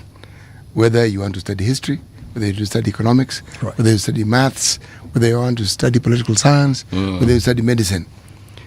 This is knowledge that very many people over time have accumulated, and it forms the foundation on which you build what you then call a discipline when you study it. True. And when you then go beyond what you call the undergraduate work, you are then now invited to add on, to contribute to that store of knowledge. And that is why whatever the thesis that you have, it must be an idea that somebody else has not perhaps spoken of, looked at, examined. Right. So now you are contributing To the body of knowledge. Yeah, you are contributing. Yes, when you and that's why it is it becomes now a specialty, and then when you move to a PhD, it's almost like a subspecialty. Sure. You even narrow that specialty further, but the invitation holds. You are now part of the body of people who contribute very directly to this store of knowledge. Right. So when you're talking about the theories that you have been using, Yes. I want to take the assumption Yep. that you then also, with your practice, you are adding to the store of knowledge of those particular ideas that were considered theories at some point. Certainly. Certainly. And I agree, fully agree. Right. Yeah. Lawi, Go let's ahead. talk about what is on our wrists. Social construction. Is it sovereignty, social construction? Sovereign, socially conscious. Let's talk about that. Right. So, sovereign, socially conscious is a term I came up with. And essentially, what I'm saying here is that let me start with the background. Okay. Because where it comes from is most important, because most times we jump into a moving vehicle without understanding where did it come from. Did it come through a petrol station, a car wash, mechanic's garage, and all that? So here is where it comes from. So I've been looking at constitutions of the world, various constitutions, and I noticed something about sovereignty in the preamble or in chapter 1 of various constitutions. And I looked at that and I said, okay, now this is interesting. South Africa talk about sovereignty of the people in Article 1. You go to other constitutions, they may be in the preamble, but specifically now that you're in Kenya, and that's why it will be more relevant, you find that also sovereignty is talked about in Article 1. To make it more practical, I said, what if then, being a social consciousness theorist, I merge or marry this thought of Article 1 Yes. and make it a daily endeavor, so that you do not only talk about sovereignty when you refer to the Constitution, because hardly do you find a Kenyan looking at the Constitution as a daily endeavor. Okay. And my drive is to make sure that what motivates our thoughts as a nation is driven very proactively, very purposefully by Article 1 of the Constitution. It's the beginning. Yeah. So if you get the beginning right, then everything else flows. And maybe at some point you'll allow me to share a riddle with you and see how you knock on it. So Article 1 in the Constitution. Yes. And then I said, make it very practical in everyday life. Then I have to ask around, what is your personal philosophy in life? Okay. I might have my own personal philosophy in life. CT might also have his personal philosophy. Then I said, make Article 1. Yeah. Your philosophy. Social consciousness becomes your Article 1 of life. Okay. And then once you do that, you'll find that you're in congruence with every other person that says being socially conscious is my Article 1 of life. So I'm trying to push out that message and inviting people to join in and say, okay, I've not put together my own philosophy of life. So let me adopt being socially conscious as my Article 1. What does being socially conscious mean? It means you get to a zebra crossing and you say, this is where pedestrians have the right of way. Let me yield. You have your bottle of water and you say, I'm not going to throw it out of my car. I'm going to find a bin and throw it in the bin. You're being socially conscious. That's what it's about. Yeah. So you start at socially conscious. Yes. And once you've done that, then everything else follows. If it's the Constitution, then you'll say, okay, it starts at Article 1. That's my message. Article 1 is on sovereignty. It's on sovereignty. And you've clearly made this your philosophy. It could be Right. the first one, second one, or third one, but it's a huge part of your daily life. Right. Why? Because there are some things I discovered, and let me throw in a little thought. Okay. It's number one, we learn a lot of things in life. For example, the disciplines like myself. In another life, I'm an agronomist. In another life, I practice project management. In another life, I practice governance and leadership. Yes. In another life, I may be offering service through one of the clubs that I'm a member of.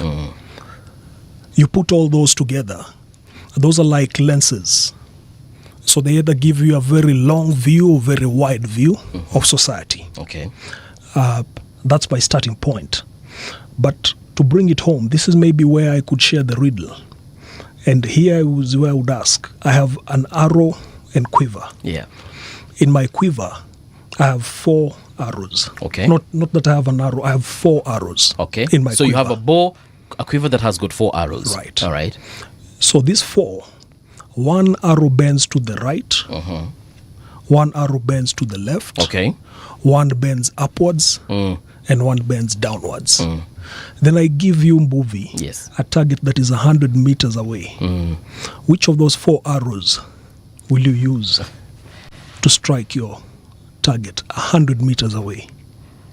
Now, if they're both bending, chances are they won't go really far. But if I was to think about it philosophically, I can use any of the arrows. It just depends on where I am standing and the direction at which I point that arrow. Right. Yes. So any of the 4 Any of the can hit my target. I get you. Yes. So I get Mbuvi will say, I will take the one that bends to the right. Yes. And I will face turn the left. Yes. Then and I shoot will it. angle it in a way that shoots, and it will find its way to the right. Yes. Because it's bending right. Yes. The simple answer to that is a bent arrow can never hit its target. No matter how good an archer you are. If you get a bent arrow, it will, and you mark your target precisely, you will always miss your target. So all of the 4, I'm doing nothing. None will hit. Okay. You need to get a straight arrow. So instead of wasting time trying to conjure the mechanics of bending, just get a straight arrow. Yeah. If they're bent, try and get them straight. And that's where I'm starting from and saying, if we had a situation where we are not making the first article Yeah. we're not being socially conscious about the first article. Then what happens is that we're using bent arrows to try and hit our target. Okay. And you'll see these bent arrows, especially when it comes to politics. And I'm saying if we are to become very effective, we need to find straight arrows and get away from bent arrows and trying to imagine that those bent arrows will strike the target. How does one acquire consciousness? No, sorry. Let me go back. How does one even understand consciousness? Sure. It is difficult to... I'm trying to use the term you used because I was about to say it's difficult to master consciousness. But let me use this and see if I will get to the point. When I'm introducing myself, I usually don't go to the titles, that agronomist, social impact advisor, this and that. I always say I'm a human being because that's the base. Every one of us is a human being. I'm a human being in pursuit of heightened consciousness. So essentially it means that in my lifetime, every day is a pursuit. I will never achieve the heightened consciousness until death. It is something that I have to cultivate consciously every day and work towards every day. At the point that I get, say I die at 100 years of age, my consciousness will be at that point in time. Probably less, because as you go on in life, your faculties deteriorate. So at the point that I will hit the peak, I'm yet to know. So it's a daily pursuit. I don't know if that strikes at you. Well, because I'm thinking, whenever I think of the word or the term consciousness, the question that is in my mind is, to whom am I referring this particular term to? Because yes, there is no universally accepted definition that this is the one shoe that fits all. It isn't so. But the understanding is similar in the sense that it is like a heightened awareness that is also fed with knowledge, tangible, verifiable knowledge. You see, if somebody understands their sovereignty, I'm giving an example, then it means they will understand, one, that they have a relationship with the constitution of this country, and that they understand the role that they play, and they understand their position. And I'm putting it simply. And that, if you have arrived at that understanding, means that everybody you see around you, including those you elect, are on a similar platform and a similar footing to you. You see, if we achieve that level of consciousness that Lau is talking about here, that means something very simple. Number one, in your daily dealings, whether you're dealing with your colleagues, friends, family members, or even your elected leaders, that means there's a way you carry yourself towards them, and there's a certain expectation you have of them towards you. Oh, that's very well put. You see, practically speaking, it is this.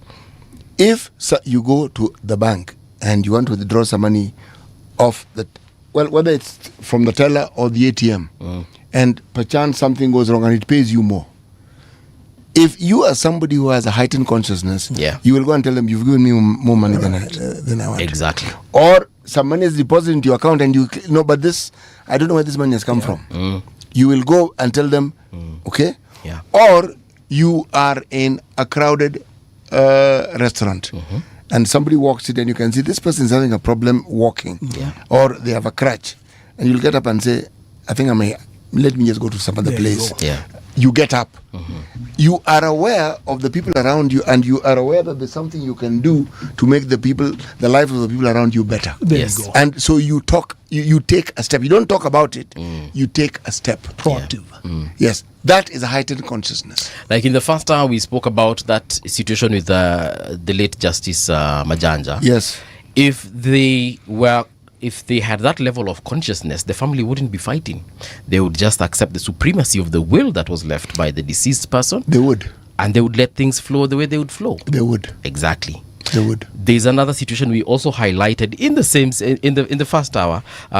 We were just talking about constitutionalism and some of the things that are happening around the world. For example, in Uganda, if people had that level of consciousness that we would like to achieve, then we would do things the right way, not necessarily having to antagonize others to achieve what we need to achieve. surprisingly, Yes. you'll find that level of consciousness is there, but people choose to look the other way. You have the consciousness necessary to drive you towards the right path, but you also choose to close your eyes. In fact, there's a gentleman in the 1800s. Was it 1800s or early 1800s in Zanzibar? Because, East Africa, the protectorate and all those matters was being governed from Zanzibar. And a gentleman said, we need a judicious closing of the eye. So most of the time you find that people exercise a judicious closing of the eye. So, But how does that then, what sort of consciousness does that then represent? Because it is a consciousness, yes. Right. Because when you have the knowledge and you choose a path that demonstratingly doesn't benefit other people other than yourself, Right. you do have a consciousness. But what sort of consciousness is it? True. And that's Is a it good is it the sort of consciousness that we actually desire? You see, the awareness that you are being subjugated and you are seeking freedom is a consciousness that brings that about. Right. Meaning you are unwilling to accept what is before you because you realize, no, this is not what I'm about and this is not what is actually due to me. Okay? This situation should treat me better. I should fare better in this. Right. All these movements that people have over time. Yeah. Okay? In the absence of a consciousness, we would not have had a 2010 constitution. In the absence of a consciousness, we would not have had the Ufungamano settings. In the absence of a consciousness, the understanding that people need to put aside their differences and look for a commonality, that is a heightened consciousness. Right. If you leave consciousness to plainly and just say consciousness, then you'll find that consciousness has a negative and positive element to it. That Hitler was conscious that he was doing something evil to the Jews. He was conscious. The Jews were conscious that something bad was being done to them. But was he conscious that he was doing something evil? I believe so. Why? Why do you believe so? Because you can tell that sending people to a gas chamber is going to cause death. Oh, most definitely. And that awareness is there that what you're doing is you're condemning them to death. Yes, but what process did they use to get to the point of gassing people? You profile, and with time, with a determined consciousness, the person ceases to be human like you, they are subhuman. And then you create narratives that make it possible for you to understand that such a person actually ought to be exterminated. Okay? There are those who argue that the Jews, a certain type of Jews, the current narrative now is that they are called Zionists. Yes. They argue that it's the same group of Jews, that these are European Jews, who in Russia, among them are people like Karl Marx, and among them are people who brought about the communism that exterminated the line of the Tsars in Russia. Right. Okay? And they say that they were the same people who controlled the money system. We didn't have the banking system, it was the money system in a place like Germany, and that they were destabilizing the economy. It's a narrative. And so whatever gave rise to the Third Reich was a reaction to this and many other things. Right. Okay?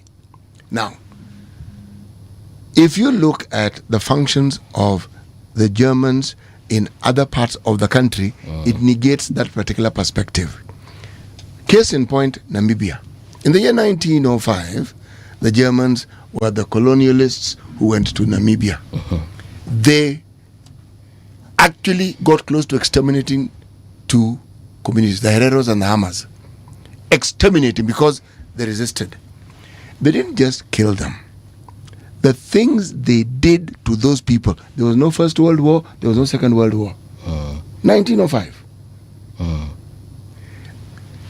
The things that they did to the Herero and the Hama of Namibia resonate with what they were to do to the Jews. So when somebody tells you that these Jews were doing A, B, C, D, you ask, were the Hamas and the Hereros also Jews? Jews, yeah. And Were they not in their country and you're the one who went to their country? They were not in your country. If the treatment that you afforded these people was similar to the ones that was afforded to the Jews, then where does the blame? Because essentially you are saying, you're blaming the victim. You are saying this victim brought about their own suffering. Okay? Now, the Germans acknowledged their role and they paid these two communities 1.3 billion in reparation. Unfortunately, for a period of, I think, 30 years. But they paid. What am I trying to say? I'm trying to say that consciousness goes beyond looking at narratives that people have used to justify what they want to do because of their consciousness about what they want to achieve at that particular point in time. And when they realize that it's not acceptable or that people find it abhorrent, they then create narratives to try and provide justification for the horrific things that they did. You know, you've mentioned Germans and then you mentioned the Jews, and of course I remember there's a community called Lemba, which is in that southern region where Germans went in that area of Zambia, and those two communities you're trying to say. I do not know the connection. Namibia. Herero and Hama are in Namibia. Yeah, yes. yeah. I do not know the connection that there might have been as far as that is concerned, but anyway, it's a philosophical and perhaps even an academic conversation. Do you know why this is important? That discussion is now being had with regards to Gaza. Yes. Okay? And the argument is, when you talk of Jews, you must be clear what you're talking about. The Ashkenazi Jews? Yes. Are you talking about the Arab land Jews? Because there were Jews in that region before the Second World War. Yeah, yeah. Okay? Who exactly are you talking about? There were Jews in Syria, there were Jews in Iran, there were Jews in Iraq, there were Jews in Lebanon. Who are you talking about? Even in Ethiopia. And in Palestine. They were there already. Yeah. But these are Europeans. Okay? Now, why that issue, and we're still on the subject of consciousness, arises because consciousness requires that you look at every fact, not every thought, every fact that is available. Yes. They say there was an attack that the Palestinians brought to what? To Israel, and that's what brought the current situation. And there are those who argue and say, what are you talking about? Who attacked who? Yeah. Go back to 1948 and then you will know who brought the problem. The Palestinians were going about their business before the French and the English brought about this problem on their heads by exporting the Germans and importing them into that particular region. And in 1948, they began a systematic method of disenfranchising the Palestinians. It's documented. It's not something that you're thinking about. Now, the consciousness goes to a point where you look and say, actually, I may want to support these people, but they were wrong here. Yep. That's consciousness. They were wrong. What we are seeing is the culmination of something that started long before this happened. And what is worse, you heard me say that traumatized tend to in turn traumatize others. Yeah. Okay?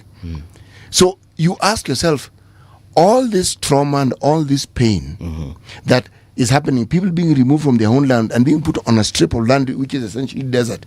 Buana, in your own home, somebody removes you and takes you somewhere where they think you should. Your own home, and they found you there.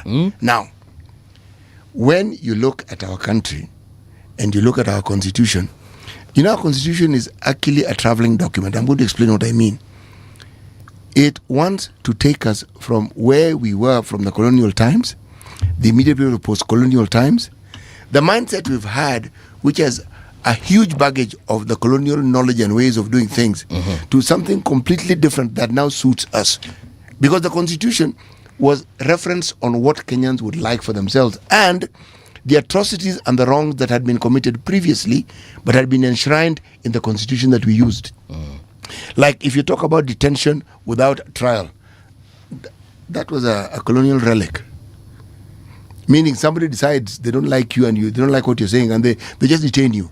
Surely, human rights not just out of the window, extinguished. There's no, so they can't even go out of the window because it doesn't exist. But even when you are aware, how does it make your life better?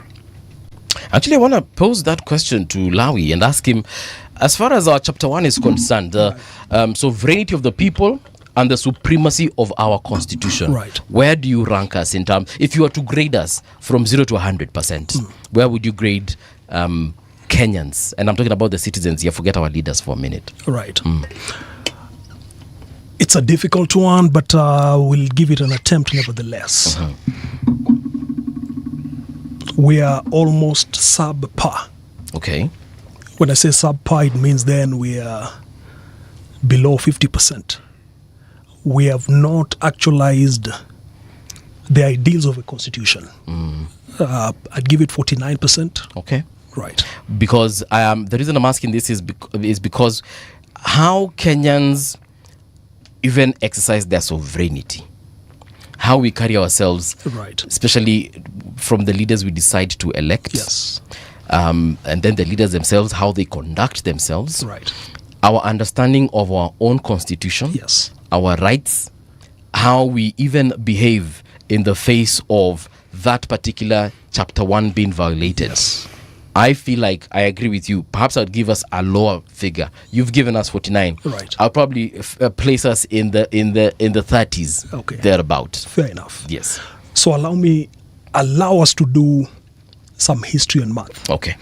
So Kenya is 580,000 square kilometers. Our population is about 58 million, at least. I'm using that because I want us to do math. I know you got an A in math. Yes. I didn't, by the way. So don't direct any questions of maths to me. I'll direct history questions to you, CT. Please, by all means. I'll direct math questions to him. Okay. So math. Divide 580,000 square kilometers Right. by 58 million people. Yeah. That will be, because Right. I'll now take this calculator of us just to be...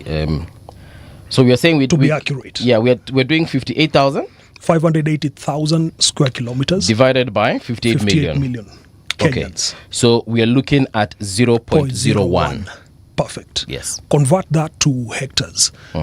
Here's where Google probably comes in, but I can help us Okay. get there quicker. Please do. 2.5 acres. So kila mtu akona 2.5 acres. There we go. I'm glad you. So every one of us, each Kenyan, the 58 million of us, owns 2.5 acres.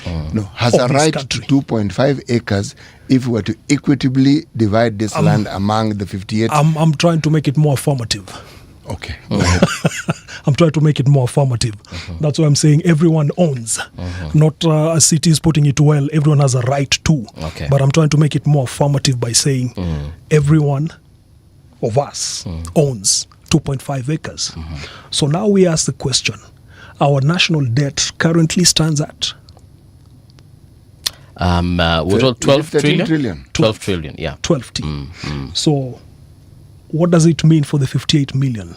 It means that each one of us owes 200K at least. What is our GDP per capita?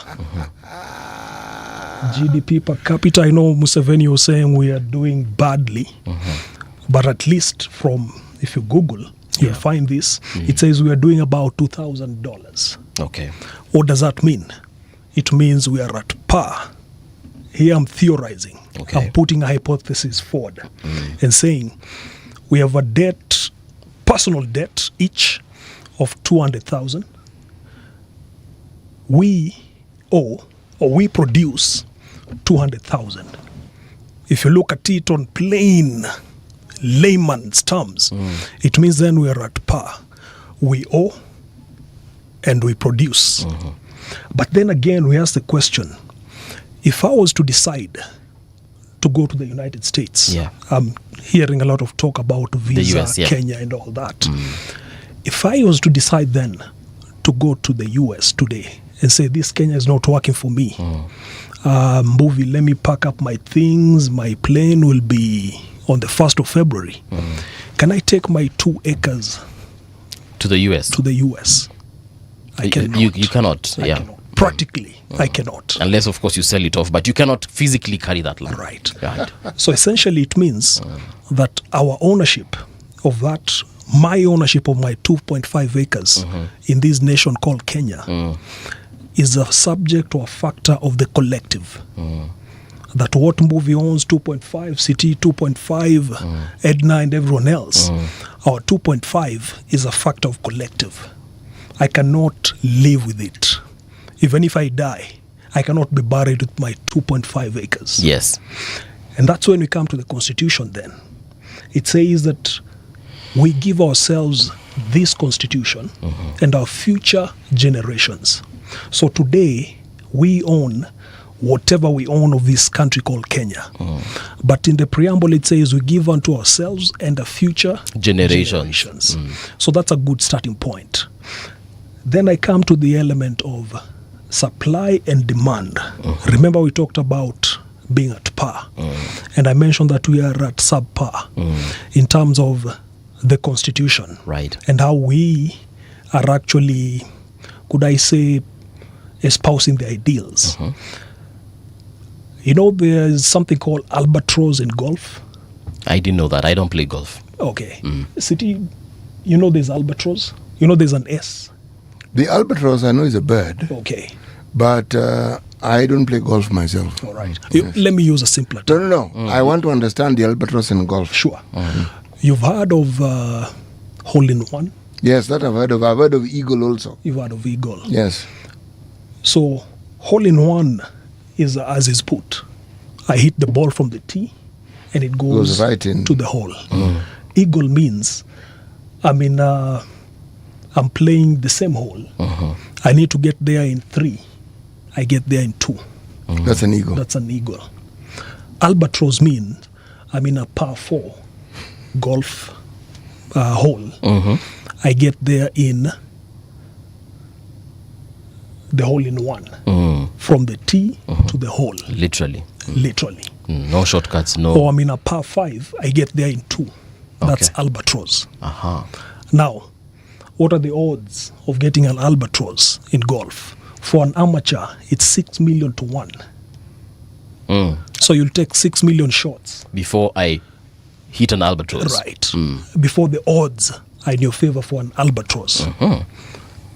Many golfers die before they hit 6 million shots. Would we be right in saying the vast majority of golfers die before they hit that albatross? Sure. Okay.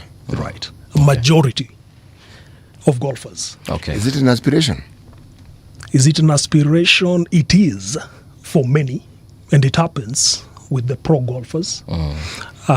Deschambeau and the likes, they get those albatrosses. Okay.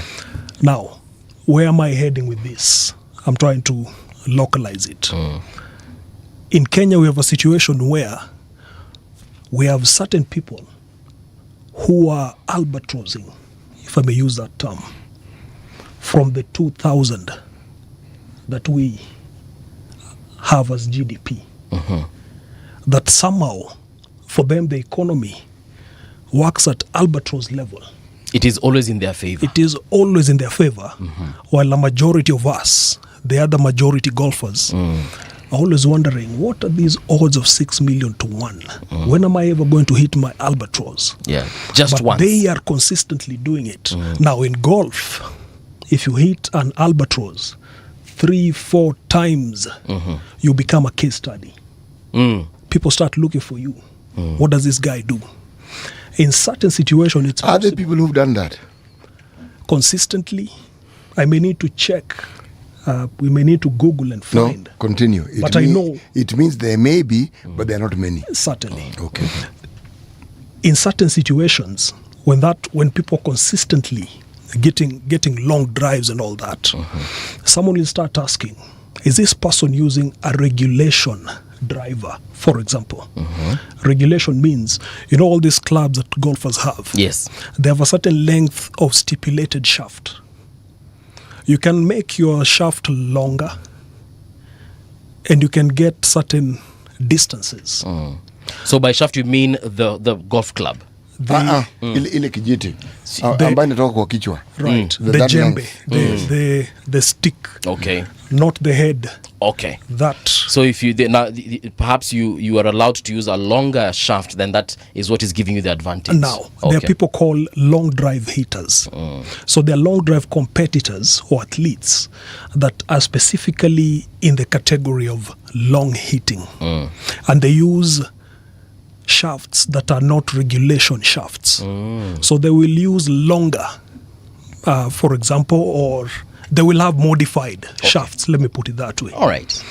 Now, in the same context, in Kenya, you have some people who are using modified techniques To achieve success. to achieve success. All right. And that's one of, I'm speaking very, could I say broadly? Yes. No, but we understand what you mean. You know what I mean. And I'm glad you know that. Now, let me introduce another concept called the median age. So in Kenya, what do you think the median age in Kenya is? 40? I know City would get it very quickly. Median age Median in Kenya. age in Kenya. Bana, it's not 40. That thing is less than 40. I would put it at 20 something. 20 something. 20 is the age. It has gone up. It was 19.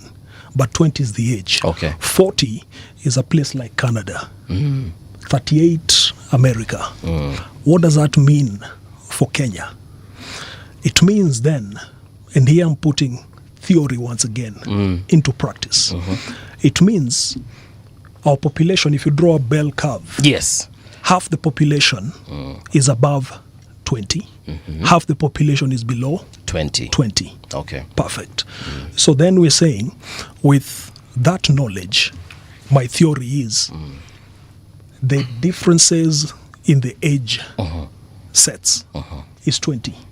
So that if I am 20 years old and Mbuvi is 20 years old, me and you will be facing the same socioeconomic challenges in life. Believe it or not. City disagrees. 40 and 60 Yes. will face the same socioeconomic challenge. All right. Then Mbuvi will ask the question to me who's 20. How is it that I will ask Mbuvi, Yeah. how is it that you have the same challenges as me socioeconomically? And Mbuvi will say, I'll give you my justification. Right. My girlfriend is stressing me. I have no money. There's no jobs, opportunities, and all that. Yes. And Mbuvi will say, I'm married, but my girlfriend is also stressing me. You may need some time to catch up on that one. But essentially, that's a context of our Kenya today. Yes. That the 20-year Old. the 20-year median age Yes. practically boils down to you facing the same socioeconomic challenges. That's where I'm coming at. Okay. You know, I would actually expand that bracket. You know why I would expand it? Is because there was a protective barrier with the existence of a reality we call the rural home or the rural area. It still has its social economic dynamics, but it provided a haven of protection. But it was nestled in the idea that the investment that parents made in their children's lives guaranteed that the return on investment would be that protective umbrella that the parents have when they now go back to the rural areas. That dynamics is changing in that there are people who opt to stay in town because the ecosystem in town is where they've grown up, it's where they have friends. They may visit the rural home, but that's what they do. They visit. They're not actually domiciled there. But the socioeconomic situation that existed in many rural areas are no longer what it was 20 years ago. Right. Okay, even with the county system, which has introduced a certain element of urbanization, which wasn't there. Urbanization in terms of the physical development of the region, but also, again, the consciousness of how people function. So attributes that were specific to urban areas or to towns have now crept into regions that were previously considered rural. Right. So you find that protective cover that I spoke of no longer exists. So an older person in a rural area is likely to be very lonely and alone and neglected. And this is something that wasn't probably the case just 20 years ago. Okay? Now it is the case where even the very children whom they thought would be the people who might visit them don't. And even if they have the means and they're living at home, the only way in which they fit into that particular community is if before they eventually transfer themselves to that home, they have built should we say, a social network within that particular environment, and they have fitted into it because it has its own way of functioning. Yeah. So that when they go in, they just flow with it. They plug in. They plug in. That's the word. Yeah. They plug in. Now, it requires planning. So, does our consciousness include our ability to plan for an eventuality like a time when you will not actually be gainfully employed or working? Does it also allow for succession, where you understand that you do the things you do so that other people can take over and even do better than you did? Because if they do better, then there's growth. We are at the point, and here I like what you said. In the rural areas, circumstances have changed. Today we are at the point where you're not able to even save for a year. Remember, in fact, when I'm saying a year, I'm stretching it. Remember, I said we are at the point, and practically you can see it. We owe 2,000 as individuals. We produce 2,000. When I say 2,000, I mean dollars. We owe $2,000 or 200,000 Kenya shillings, and we produce 200,000 Kenya shillings. Essentially, we're at a point in life where you live from month to month. Salary for this month takes care of the needs of this month or the next month. And at the end of that month, you're looking for the next salary to get you through the next month. Yes. Anything happens in between, You're in trouble. you must form a WhatsApp group. So that's the kind of scenario we're in today. Yes. And as City put it, circumstances have changed, that the 20 years we are in today have differed from the 20 years in the past. And I call myself a zillennial proudly. Zillennial in the following context. There is a zillennial with a Z and there is zillennial with an X. Okay. I use the X. The zillennial is the one who is in between a Gen X and a millennial. And the circumstances of the zillennial mirror or will start to mirror the circumstances of the zillennial With a Z. with a Z. Okay. And that's why I'm coming to that element of the 20 years. Yeah.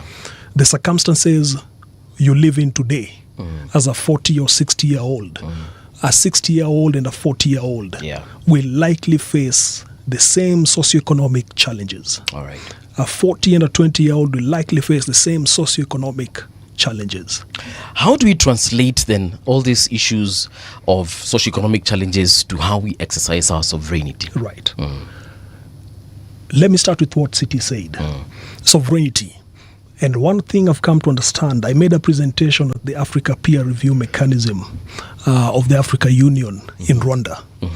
And one thing I discovered is that sovereignty varies from country to country.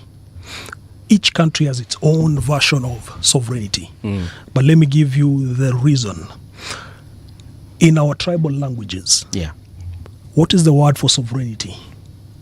Do not even think of your own tribe. Think of any tribe in Kenya. And then try and figure what is the word they use for sovereignty. There might not be a word, but there can be a definition. But the word, from where I see it, but I'm not an expert in my own language, but however, I can't find it. Okay. City? Oh, there is a synonym. It isn't. It wouldn't translate into sovereignty. It would probably translate into belonging. Into belonging. Yes. Perfect. And you'll find that that's our starting point. Yeah. You'll find easily in Kenya, if I can figure something in my tribal language, in my mother tongue, it sinks in. I can figure it out. If I cannot figure the equivalent in my tribal language, you've lost me. That is if you know your tribal language, and there's an entire generation of those who are in that age bracket of 20 who don't. Perfect. And then I come to Swahili then, which majority of us believe we speak. Yeah. But you also find that even in Swahili, I try to ask around. There will not be a definitive But now, I've asked- how many people actually speak Kiswahili and use it as a communication tool as effectively as they do English? How many people? There's a gentleman called Asmali. I saw him yesterday on TV speaking very good Swahili. I know he's listening to us. If he can just let us know what sovereignty in Kiswahili is. I don't know. Perhaps he will tell us as we continue. No problem. Yeah. So we are three of us here. I speak English and I speak Swahili. Yeah. If I was to go by Mbuvi's braggart of his A, my Swahili, according to my KCSE, is as good as my English. I got the same grade, a B+. Good. So I speak English and I speak Swahili. Nice. Depending on which audience I'm with, I will speak either. Okay. You know, Lawi, Go ahead. the subject of consciousness, it's something we can debate the whole day. Sure. I personally am loving this discussion because when you start talking about consciousness, your mind suddenly opens up and you look at all the possibilities that you can look at. Right. But there is the issue of Article 1, and there's the issue of how that relates directly to our lives as Kenyans. And there's the issue of how it translates into the livelihood that Kenyans enjoy being enhanced, specifically for those, forget living below the poverty line, people who ordinarily have absolutely no clue as to whether they're going to eat today. That number in this country is increasing, not lessening. So how does the consciousness translate into a point where the understanding of those who clearly know how they're going to eat for the whole year can translate in them sharing what they have, so that these people who have no clue what they're going to eat today can also eat? What am I saying? It's an analogy I'm using. How do we uplift those who do not have the means to uplift themselves in our society? Fine. How do we do that? And I know we're about to run out of time. Here's where I throw some quick jabs. How do we do it? Number one, I'm proposing the sovereign bill. It's For us, the sovereign bill of 2025. do you want to read the preamble? Oh yeah, to sure. The bill? Let me Go do ahead. this. Yes. An act of the people of Kenya to provide for the exercise of direct sovereign authority, and Article 1 of the Constitution to veto, propose amendments to, or effect changes to the laws of Kenya through public participation, to establish mechanisms for invoking and implementing such authority, including the use of digital, online, and blockchain tools to supersede the delegated legislative role of Parliament, when so exercised, and for connected purposes. This will be enacted by the people of Kenya as follows. That's it. There will be a parliamentary system, there will be an administration of the act, and so on and so forth. Yes. That's it. What you've done is you've introduced the bill. Yes. Procedurally, that's what we do. We introduce the bill, we read it, and then we say that's what. Now, someone will ask, and that's why I was keen for us to have this lengthy discussion about it, Yeah.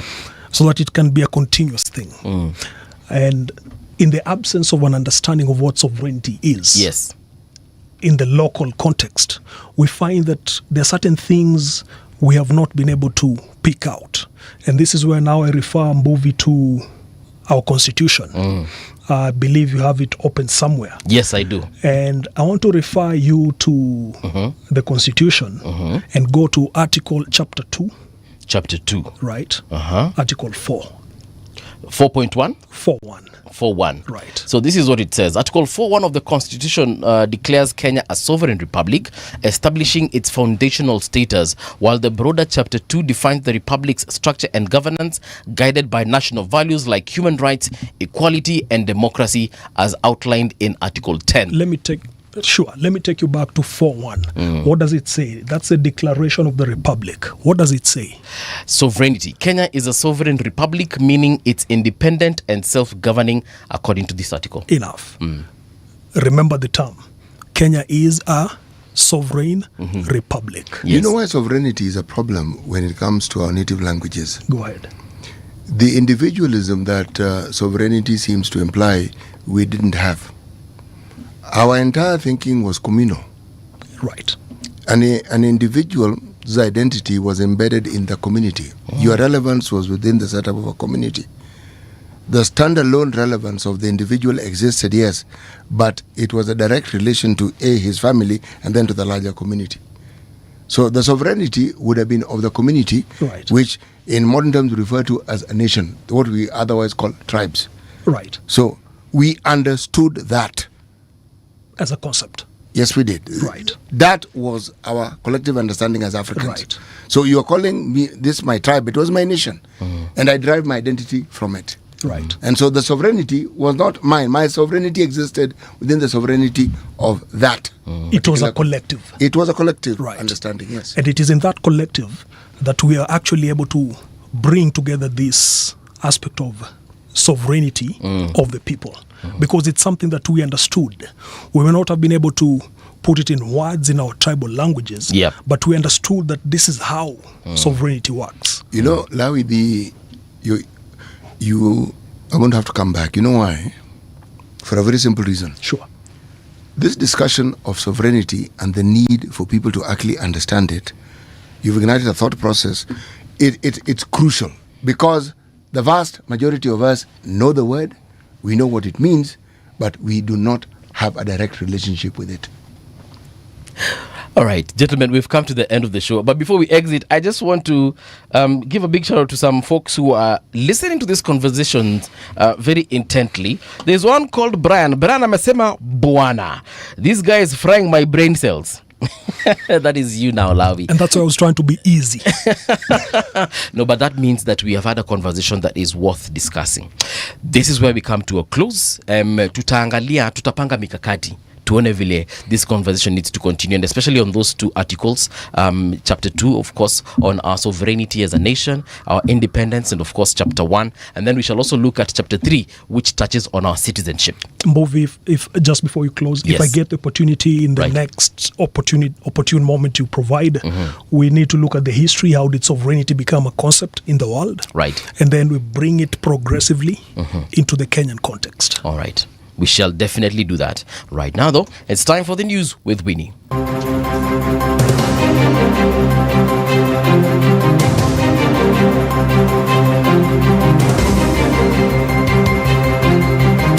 This is the Radio Generation News. Good morning, I'm Winnie Maganga. The High Court has ordered one of the suspects in the Shakahola massacre case to record a fresh confession, citing gaps and procedural issues in an earlier statement. Lady Justice Diana Muchache directed Enos Amanya, also known as Hallelujah, be taken to the Coast Regional DCI offices to record the new confession under the supervision of investigators. Amanya is charged alongside Paul Mackenzie, the alleged mastermind behind the Shakahola massacre, which claimed the lives of 429 people. Do you trust what Chief Inspector Kamau produced before this honorable court? Whatever it is, because he was your co-investigator. I don't know what he produced. So you cannot attest to it. Yeah, they were against healthcare, my lady, the preachings. Also against government authority, e.g. acquiring national identity cards. They were being asked to destroy them, not to take, or rather to register for huduma number. Yale wewe ulifanya mwenyewe kama Haleluya. Unaweza ongea pia ya yale ambao wengine walifanya. Lakini si kusema wengine walifanya hivi na wewe hukufanya chochote. Si ndio? Wewe ndo unakubali makosa.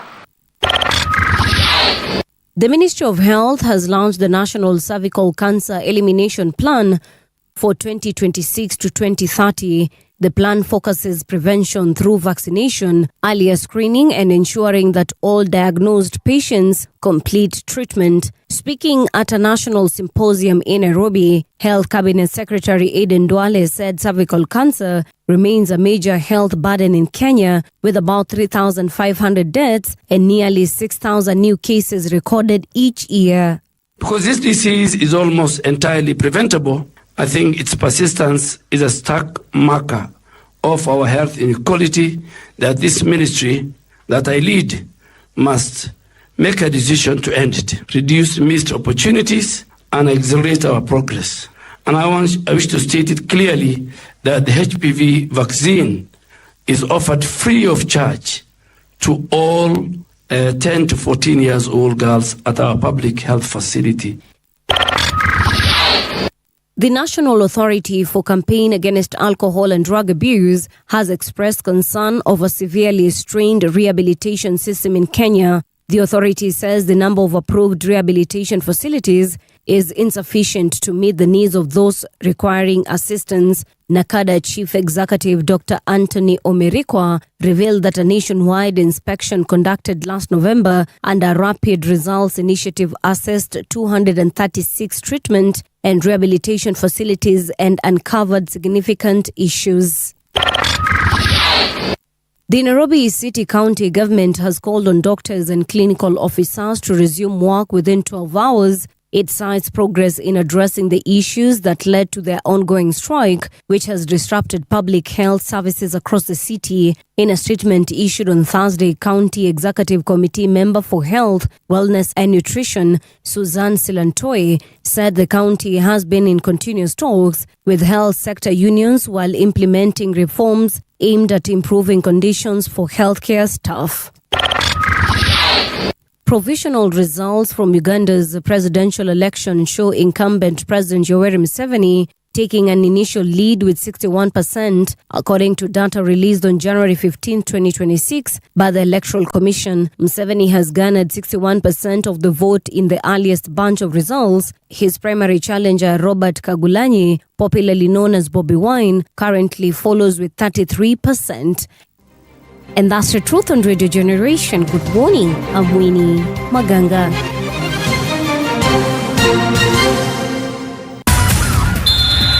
Sports on Radio Generation. Good morning, I'm Samuel Otieno. The former Cameroon star Samuel Eto'o has been handed a 4-match ban and fined $20,000 after being found guilty of misconduct by a Confederation of African Football disciplinary panel. A CAF statement said that Eto'o, now president of his nation's football federation, had violated its principles of sportsmanship during the 2026 African Cup of Nations quarter-final between Cameroon and Morocco. The former Barcelona and Inter Milan striker was reportedly seen making an angry gesture over some of the decisions taken by the officials as the Indomitable Lions lost 2-0 to the tournament hosts.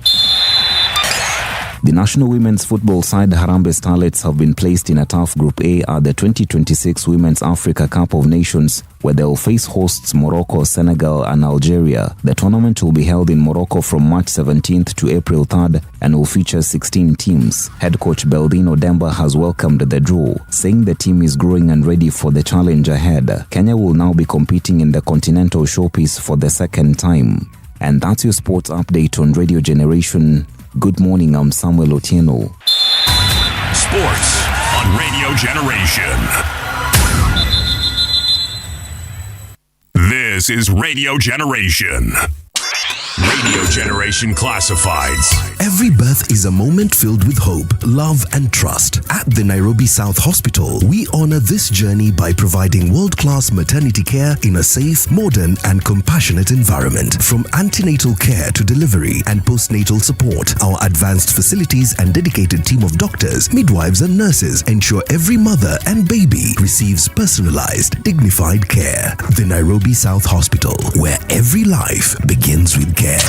Radio Generation Classifieds. The views and opinions expressed on this program are those of the guests and do not necessarily reflect the views of Radio Generation. Radio Generation assumes no responsibility or liability for the interviewee's views. This is Radio Generation. In the beginning, there was morning radio.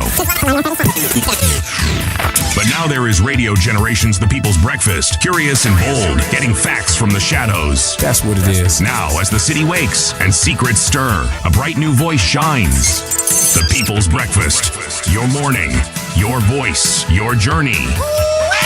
Good morning. Good morning, my neighbor. Welcome to the home of hard truths and bold insights, Radio Generation. Traffic.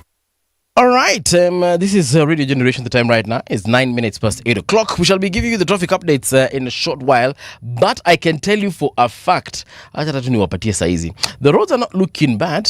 The roads are looking bad. That's what I was looking for.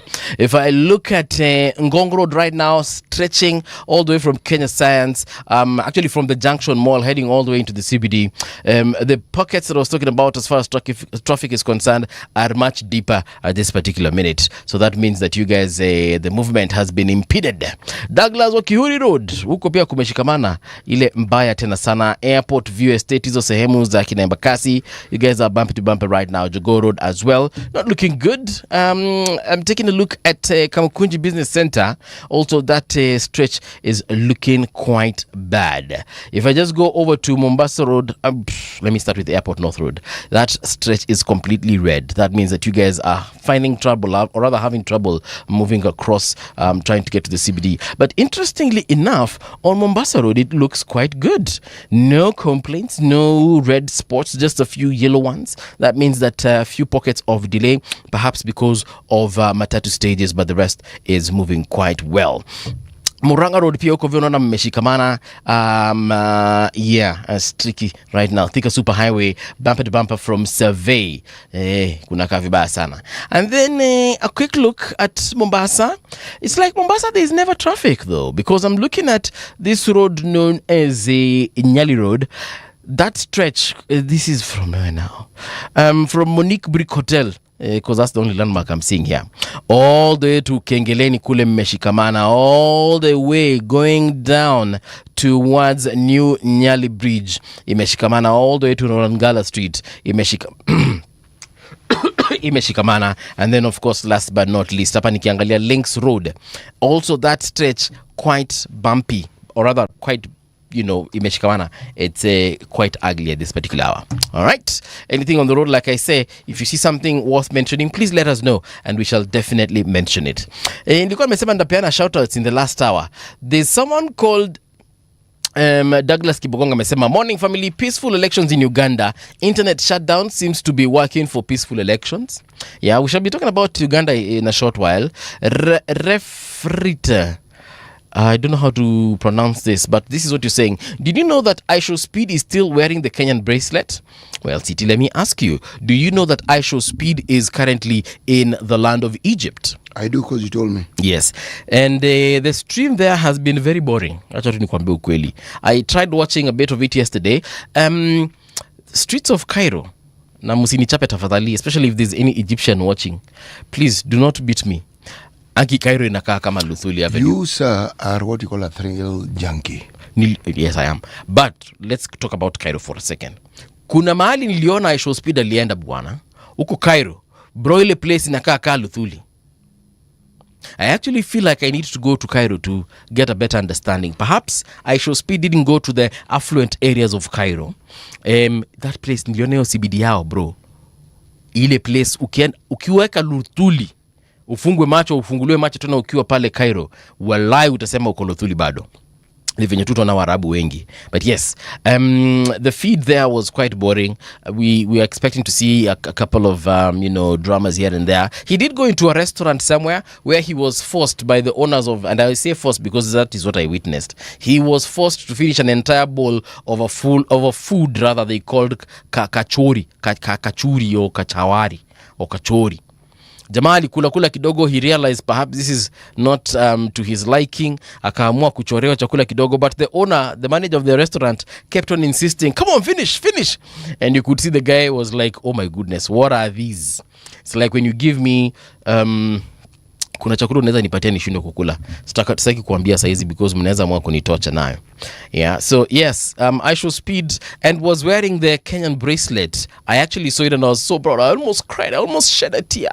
Because I was like 48 million people watching him could see the Kenyan flag on his wrist. And that one, my friend, is something that we need to be proud of. Yeah? I guess Belcha amesema Nyati is also used in Shona and Zulu to mean buffalo. So we've established it is Nyati.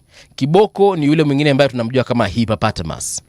Yes. Marit amesema, good morning kings and queens, mourning the death of our classmate and alumni secretary Mwalimu Justus Nyamari by accident along Kilgoris. Poleni sana Marit. Yeah, sorry for that loss. We have Hussein Kelvinson saying, good morning Paul and City, Ijumaa Mubarak. Can you remind our leaders that benchmark is to be done in Kiharu, not anywhere else? Sawa. I'm sure they also watched that interview, so they probably will stop talking about Singapore going forward. My take 2.0 amesema, is it that some people sabotage things when they are given a position or what? It's strange how some people become very clever with good ideas when they are out of impactful positions. All right, my take. Thank you. Polite tall guy amesema from Nakuru, good morning all. Well, good morning to you. Evans Onyancha anasema, good morning to you, tuko pamoja. Dr. Hosea Koech, good morning from South Carolina. CT, thank you for sharing your story yesterday. Paul, you are next. CT, which story did you share yesterday? I have no idea what you're talking about. It is not me, it's Dr. Hosea. No, I was in the retro box. Oh yes. I didn't get to listen to it. How was it? You enjoyed it? It was plenty of fun. Yes. Okay. Good stuff. I had a very nice time. Yes. And then we have Fighter 178 amesema, karibu sana rafiki Njeremani, I got his book. Msalimie sana, mwambie ni engineer karaoke. Well, Fighter, thank you so much for tuning in. And then we, last but not least, we have the Mukua amesema, please give us an update on Uganda elections. Well, preliminary results, and you can get this information actually on our website, that is radiogeneration.co.ke. Preliminary results place President Museveni ahead at 61%. That is what we're getting right now. Results are still coming in. Hopefully they won't trickle in for a very long time, like we do here in Kenya. I think ours takes about 7 days before we get to know our president. Yeah, itachukua a lot shorter, hopefully. But anyway, that is that. In studio, we do have our guest. He has just arrived. So allow me to get into our conversation this particular morning. We do have the Deputy Governor of Mandera County, His Excellency Dr. Ali Maalim Mohammed. Daktari, karibu tena sana to Radio Generation. Thank you. Let's get down to business, because today we just want to focus on the state of Northeastern, the region itself, and perhaps you'll help us shed some light as far as that is concerned. The region we know for a very long time, and it has been marginalized since before independence, into independence, and even way years later, decades to be precise, after independence, and has been a point of concern as far as national dialogue and conversations are concerned. But since the constitution was promulgated and then we got into devolution, a lot of money has been diverted to the northeastern region, but still development is coming up at a slow pace. I don't know what you think about those sentiments. Thank you very much for giving me this opportunity this morning, and I want to pass my greetings to all the viewers and the listeners. That is true. The issue of marginalization of northern Kenya in general has been so normalized. Yes, from 1900s, when the colonial government took over Kenya, to when we got independence, to the most recent constitution in 2010, there has been a bit of easing of the impact of marginalization over a period of time. But so at this point, because of devolution, we cannot say where northern Kenya is marginalized. But northern Kenya is not getting the same investment as many parts of this country is getting. And I think part of it is that sometimes, even though we have laws and we have a constitution that has addressed the injustice and the unfairness across our country, sometimes cultures override that, because we are so used to not giving resources to a certain region or doing certain things for a specific part of our country. The culture of really not investing in that region still persists, and it's continuous. And really, partly is not because the Constitution has not addressed that gap, but because the culture that has continuously been existing for the last 60 years is still there. And therefore, we need really a deliberate effort to make sure that this gap is closed. And to be very fair to our country and in general our Constitution, devolution has really changed things for northern Kenya. Right. Unfortunately, a lot of people who are making noise, including former deputy president, talking about lack of development,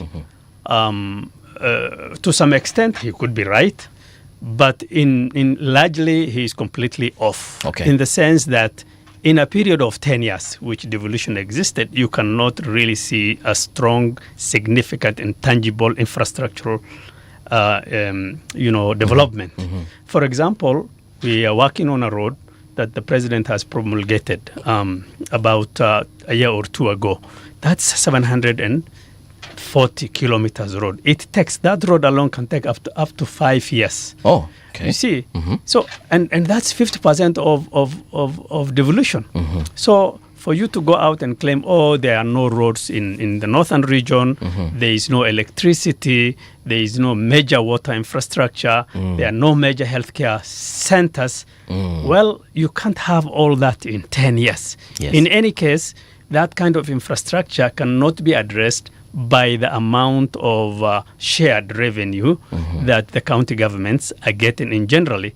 You know that county governments altogether 47 get 15% of our national revenue. 85% goes to the national government.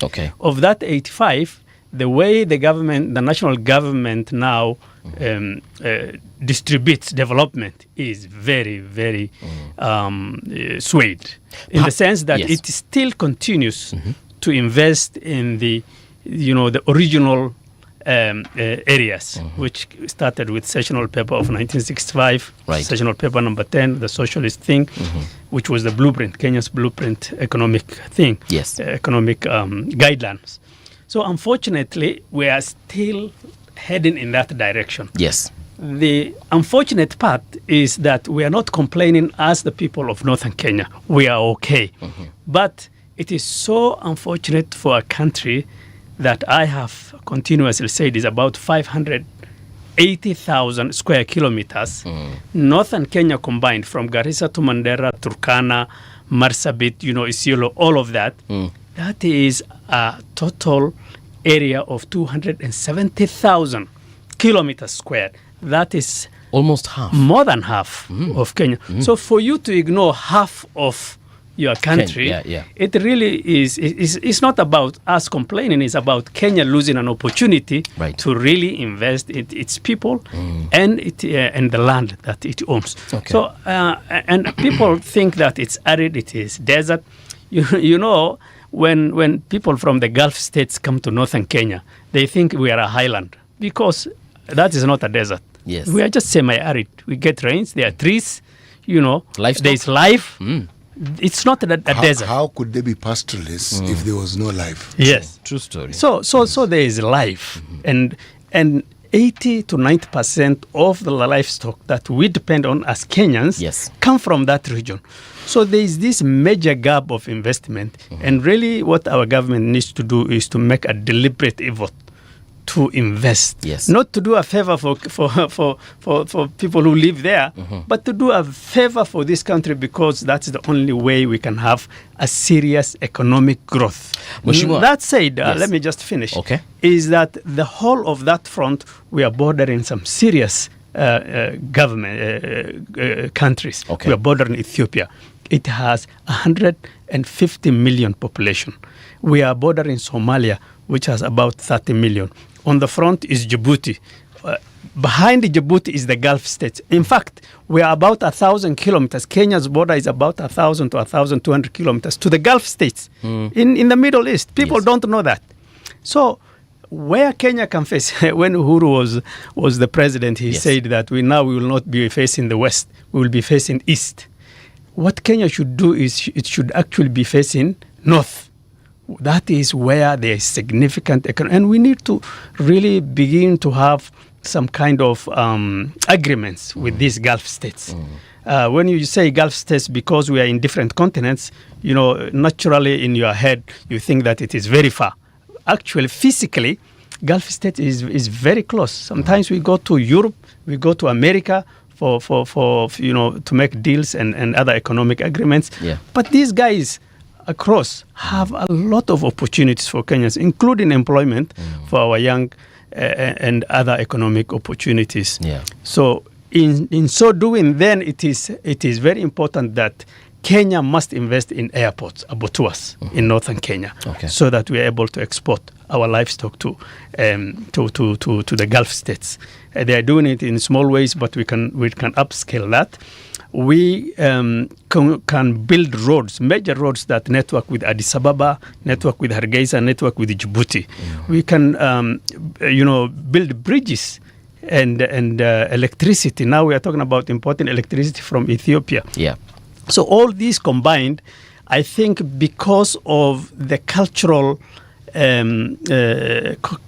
beliefs about not developing and only thinking within the territory and the context of Kenya, we are not able to see the opportunities that are in northern Kenya. Okay. Yes. As a county government, what exactly are you supposed to do in terms of development for the people versus what the national government is supposed to do? So if you look at the our constitution, there are two different functions. There is the county government devolved functions, and there is the national government functions.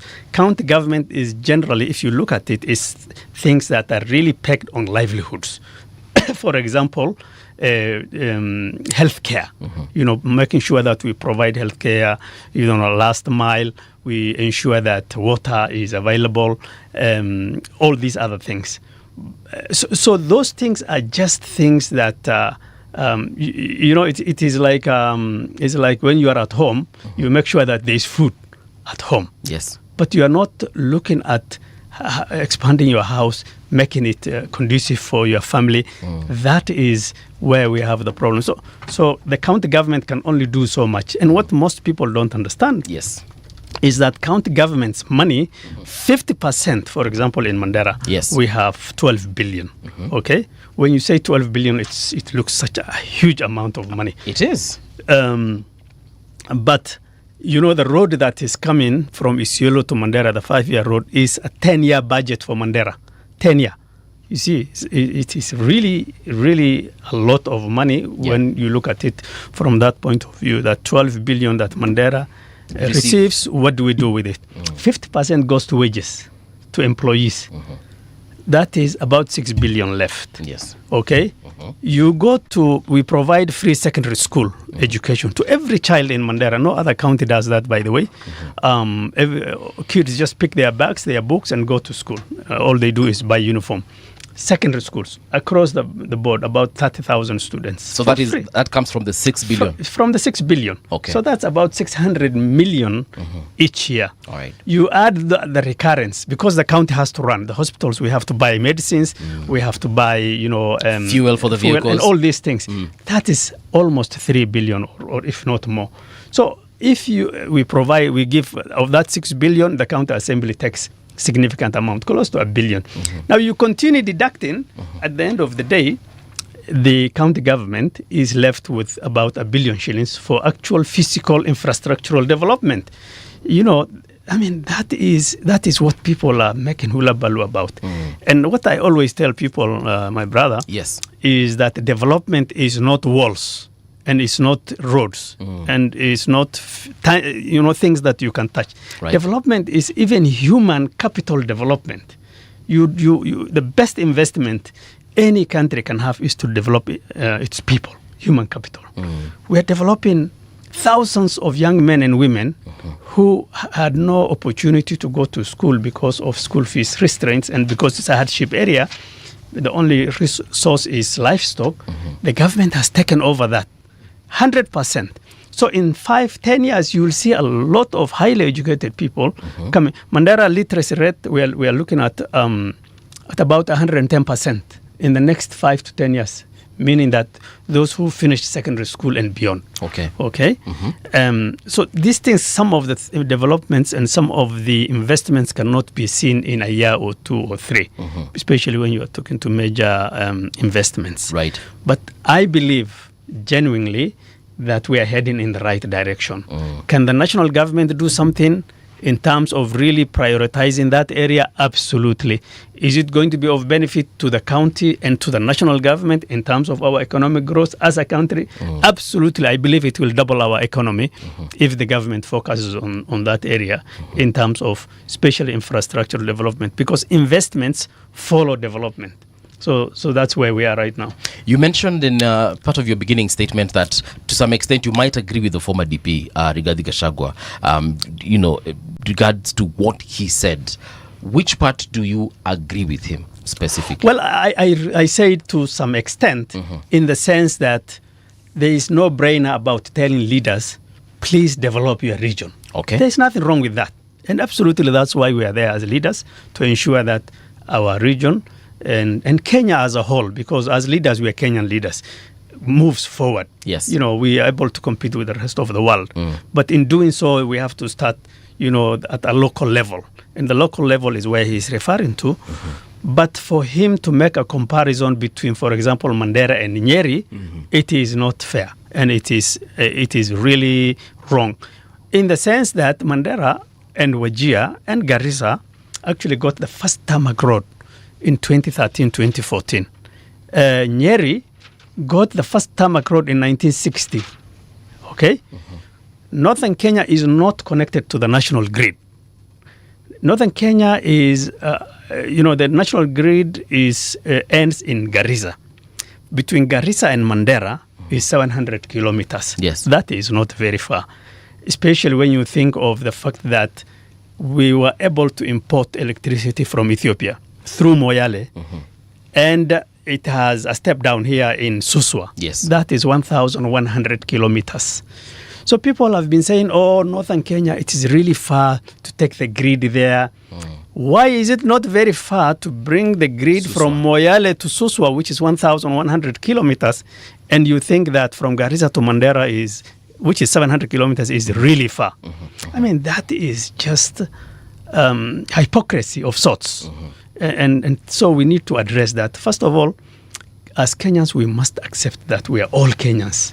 We have equal rights, we have equal needs, and we are one country. And that's why we have national values like cohesion, integration, all these things. But those things are only on paper. Yes. We need to work them, okay? We need to work them. Of course, we have different tribes and clans. It doesn't matter at the end of the day. I don't really care which clan you come from. And I don't even know by looking at you. I just know that you are a Kenyan, you speak Swahili, and that's it. And the same thing here. So where we miss the point is that this small, mediocre thinking of saying, my region central, like Rigathi says all the time, my clan, my Mlima people, Rigathi said, at his level, said, people of Mulima, they don't eat their vomit. Okay? I mean, who eats their vomit? No Kenyan eats their vomit. I mean, that's just nonsense, especially when you have reached a level where he has reached second in command. And so sometimes I look at the kind of mediocre leadership we have and wonder if Rigathi, for example, or the likes, were the president in Kenya today, I think all the Luos will move back to Kisumu, the Maasais will move to Kajiado, the people from Mandera, Somalis will move to Northeastern. We will desert. And the whole idea of growing countries and economies is diversity, not only our people integrating, but also bringing people from outside and other investments. And let me finish with this. There has been this talk that, the Northern Kenya leaders, the reason why they're not in Northern Kenya is because they take the money from the county, the MPs also take CDF money, they put it in Isli. This is a bad narrative for this country. And why it is because, for example, if you look at Isli, and I don't know how old you are, but when I was a young boy in 1990s, Isli was a slum. Okay? It was close to Kibera. Maybe Mzee knows that. Now go to Isli, we are competing with some of the most, developed areas across the world. BBS Mall is a state-of-the-art thing. I don't know if you have had an opportunity to go there. I have been to BBS. Walk through Isli. There are skyscrapers at the level of 25. I've been to Yare Towers. Okay, the people that absolutely. Yeah. So the people you are saying that, these guys have stolen. First of all, Somalia had an issue. Okay, over the last 30 years. Yes. All the people who went to diaspora across the world decided that, Kenya is the best place for us to put our investment and our money, because they are our immediate neighbors. Plus, they have been very receptive to the Somali refugees when they came in. So to just claim that because at one time you are a refugee, forever you will be a refugee is nonsense. Okay, people have to be given an opportunity to grow and change. Isitoshe, the Isli is contributing, I am told, and I cannot verify these figures, to about 20% or 25% of Nairobi County's revenue. Okay? If that's not something, then I don't know what is something. Number two, all our youths are unemployed. Young men, young graduates, people with technical skills, these are unemployed. If you go to Isli, 90% of the people who work there are not actually Somalis, because every community has their way of doing things. Somalis are mostly entrepreneurs. They would rather be selling shoes and moving around than being employed. But 90% of these are the other non-Somali Kenyans. And you are talking about 120,000 people employed across that region. These figures are probably verifiable because I had gotten from some source. Now you are telling Rigathi Gachagua and the likes are saying that 120,000 Kenyans don't even need to go to Isli. And these people are raising families. They have no voice to tell Rigathi off and the likes.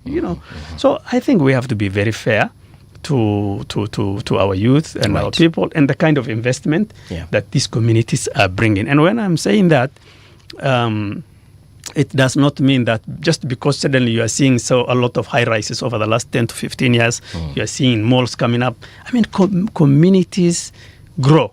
Neighborhoods grow. You don't want to be stuck where you were 10, 20, 30 years ago. True. And much more I agree with you when you say this whole issue of investing. As long as you're a Kenyan, you're allowed to invest anywhere in this country. I'm allowed to invest in Mandela. Absolutely. Sure. And there's no problem if you come to my county of Kitui and invest. But apart from the investment aspect of this, leaders from that region, from your region, have been also accused of being domiciled here in Nairobi. As much as they're elected in Mandera, Garissa, wherever, Wajir, they are elected there, but they live here. How true that is, I don't know. That is very true, and I will tell you why, and why it is actually right to do so. And you can sometimes, the wearer of the shoes knows where it pinches most. Now, the person who is speaking, saying that these people, they live in Nairobi, they build in Nairobi. These are people from Kiambu, from Machakos, from Nyeri, from Kakaren. This is who they represent. Mandera is 1,000 kilometers from Nairobi. You elected a member of parliament to work where? To work in this parliament, in Nairobi. What about MCAs? So hold on. So you want the member of parliament to rent an apartment in Nairobi and go to parliament from an apartment when 90% of his 5-year term, he is supposed to be going to parliament to dispense his duties. Is that the case? Or do you want members of parliament to stay in Mandera and then legislate things from within the local assembly? I mean, how do you want them to work if you don't want them to live here? Number two, I will give you an example myself and the governor. Yes. We also come from the same place, 1,000 kilometers or so. 50% of the county government's work is to engage the national government because we work together. We work with the treasury, we work with, getting the other 85% of the revenue that has gone to the national government. And in doing so, we have to be physically present for a lot of meetings, presidential meetings, the deputy president meetings, IBEC meetings, all these other national events. Okay. And so, of course, the other 50% we have to be doing things there. So going there and just sitting there and just because you have to be in the county and play into the gallery of these critics is nonsensical. Okay? Yeah. So people have to understand that the guy, the guy who is saying that these Northeastern guys should go to Mandera and work for the people, for example, Wamunyoro. Yes. And I have no any ill will against him. I mean, he's a good guy, but his way of thinking is just so skewed. Okay? He's just lost, man. But fundamentally, I have no problem with him. He can speak in Nyeri this morning and be here for a meeting at 8 a.m. Correct? Yes. I cannot do that. I can't do that. I mean, somebody was telling me, why don't you do your press like Rigathi Gachagua did from Wamunyoro? How do I do that? I am 1,000 kilometers away. So these are some of the hypocrisies and narratives that really don't do justice to Kenyans. Excellency, I'm wondering, why do you feel you need to justify what you do to people like the former deputy president? Why? Because I'm asking the question, why? Because if someone took the time to understand the community he's talking about, the questions he's raising, he wouldn't raise. If he fully understood how they think and how they go about their business, then he wouldn't say the things he does. But profiling is part of Kenya's political culture. Unfortunately. It's unfortunate, but we profile. Yes.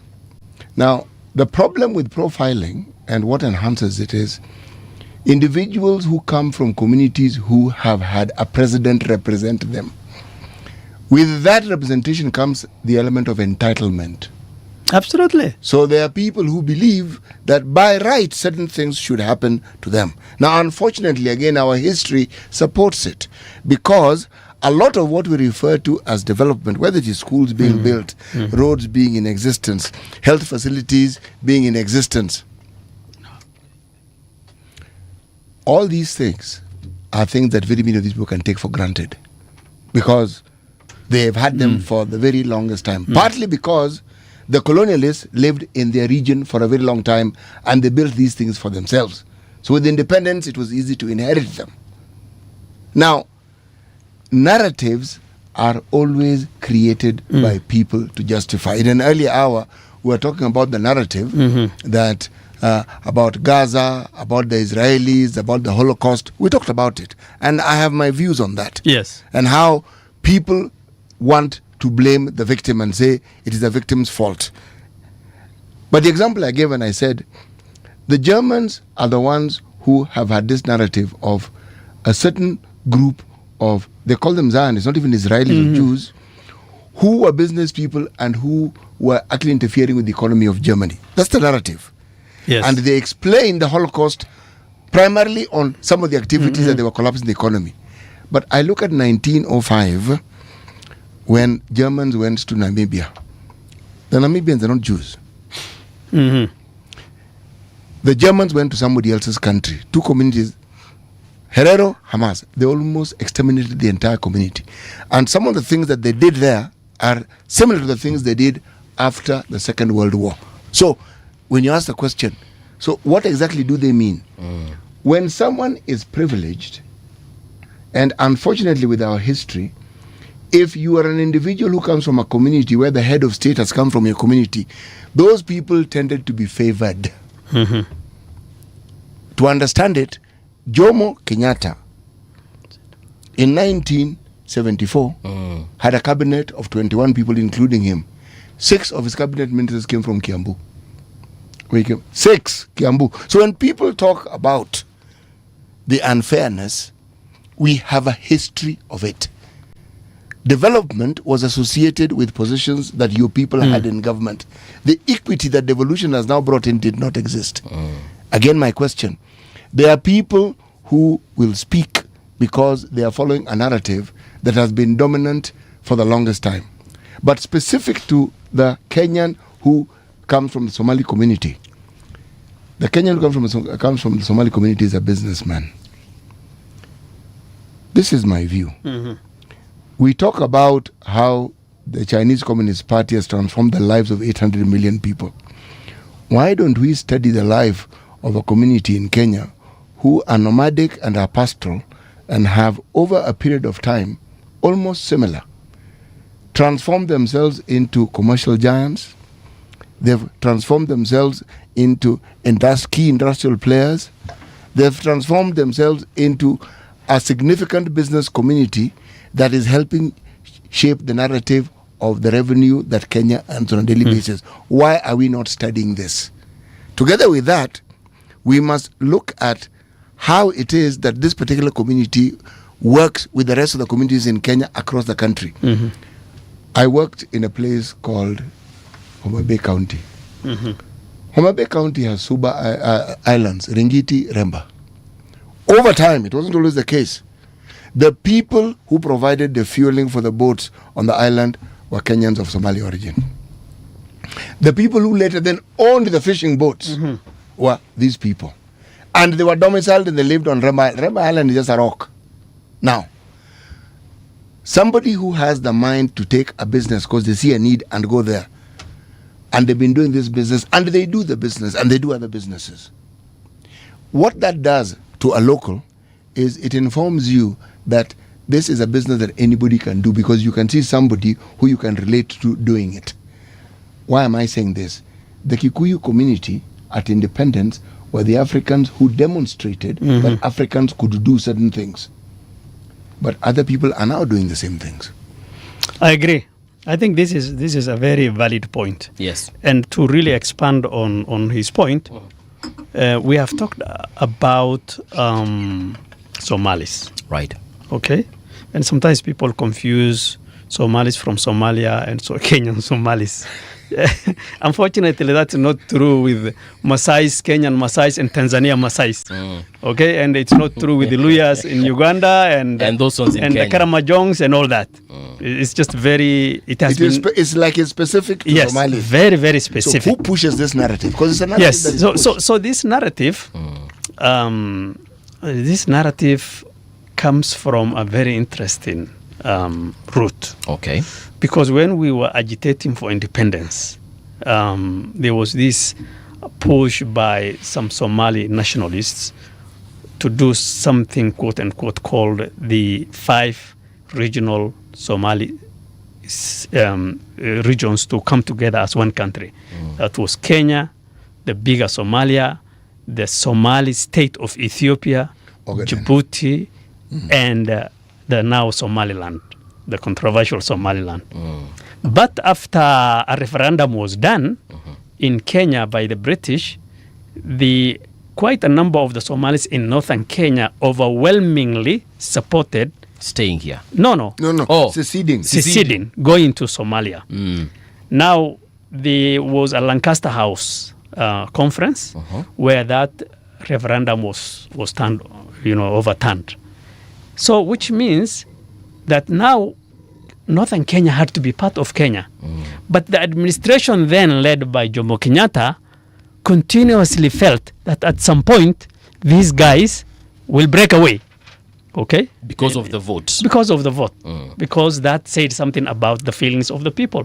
And that feeling was as a result of the policies by the colonial government against the Somalis.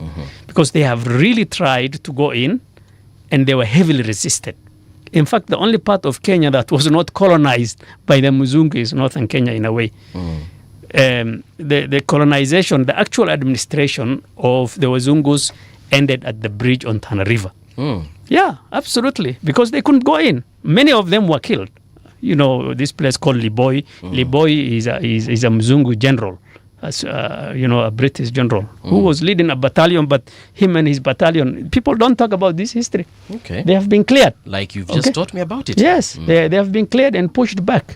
So they couldn't, so the only thing, even why we don't, in terms of education, why we don't have schools like Alliance and Mango and all that, or missionary schools in general, is because they resisted the European culture, whether be it religion or whatever other influence. So the first time we had secondary schools is after independence in northern Kenya. And so there was this general fear and suspicion that these guys might break away because they voted. And the reason why they voted is not that they didn't like Kenya or the other African like the Africans like them, is because of the policies, hostile policies, meted on them by the colonial people. Because they heavily resisted this, the colonial, white man. the white man, they heavily resisted. So that kind of policy continued into independence by Kenyatta. So Kenyatta was also made to believe, wewe chunga hii watu, these people can break away. So you must hold them with an iron fist. Moi continued with it. Now, over a period of time, this thing becomes some sort of a culture. It became normal. Yeah, it becomes normal. So these people walikuwa wananyanyaswa. So we will continue doing that without rationalizing why that happened. No, many people don't understand this history of Kenya. And that's why sessional paper number 10 that I referred to clearly said that zero investment goes to the northern Kenya. All investment goes to the highlands. What they call the high potential areas. Yeah, the high potential areas. Yes. And up to today, that is what is happening. To the extent that some areas, for example, especially in Central, you will not see any Maram Road. Today, I am very happy. It's okay. It's Kenya. But please, let us share the national resources. This is your country. Hii mambo ya history ya 1960, 1970 tumepita. You need to really change that culture and do it differently. As for the what our brother is saying in terms of entitlement, I think you can hear me. Yes. In terms of entitlement, that is absolutely the truth. Because when you are used to so much privilege, too much privilege, and then suddenly we say, my friend, we need to do a bit of justice, you feel that people are being unfair to you. Wanakunyang'anya. Yeah, wanakunyang'anya. And this is not your thing. It's not yours alone. So can you imagine today if a Somali Kenyan ran for president? I mean, this is the truth. Excellency, there are people who are already talking about it. Yes. As a term of scaremongering. Do you know these people will want to be president? But what they say is they will take why over. not? And you're asking, and so what exactly are you saying? Yes. So economically, what these people are, you have moved around Kenya, and I'm sure he did. Yes. Is they forget about this Isli. In every major town in Kenya, from Kisumu to Busia to Kisii to Migori, all of the people doing major businesses, these are the Somalis. Most of the businesses. And all of them have small Islis. Okay? Now, I can be the owner of the business, but who is working? The locals. You know, you are trying to really, go to Mombasa. There is a lot of Isli-like businesses in Mombasa. I don't know if you have been there. Yeah, I have. There's an entire road that you simply find the businessmen who are Kenyans of Somali origin on that road in Mombasa. Even in Kitui, there's a place we call Isli. Yes, exactly. Because it has... So there are a lot of Islis. Nakuru, go to Nyanyuki. All of them, they are all over the place. Okay. There is a bit of the political side, like he said, but on my friends, our brothers from Central, and I just hate to generalize, is there's a little bit of business competition also. So it's not a little bit. Yes. It is cutthroat. Yes. Now, Rigathi Gachagua was telling people, don't sell your property to these Somalis. Okay? Parklands, Kilimani, hata huko ukienda Limuru, you go towards Thika, Ruiru. He was telling them there's a small cartel that says don't sell to these Somalis. Now, it is a willing buyer, a willing seller. Huyu mzee Mkikuyu ako na 1 acre, and he cannot divide 1 acre for his kids. So the only thing is to sell and give them their money to make their investments. You are denying him that opportunity. And then sometimes after they could not stop people from buying, because this person is a willing seller. And the Somalis are willing buyers. And it's not that they are very rich, by the way. If you understand their model of business, it is very interesting. That mostly no other communities can do that, maybe Indians.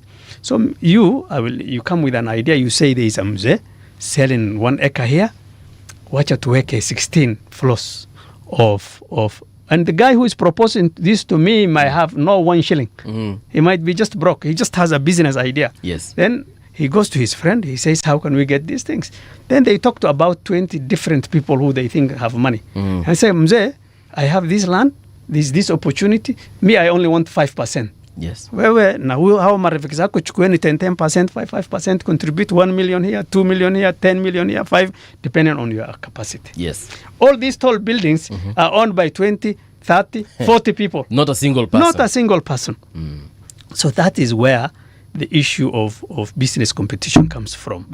Now what they have reverted to is, and a small cartel, they will sell to you, say in Parklands, half an acre. You want to put up some story building. Immediately, they will challenge you. The same people who sold to you will challenge for you so that you don't get the approvals from the county government and the national government, citing that you are environmentally, this is not the right thing. And then wameshikana na some cartel lawyers.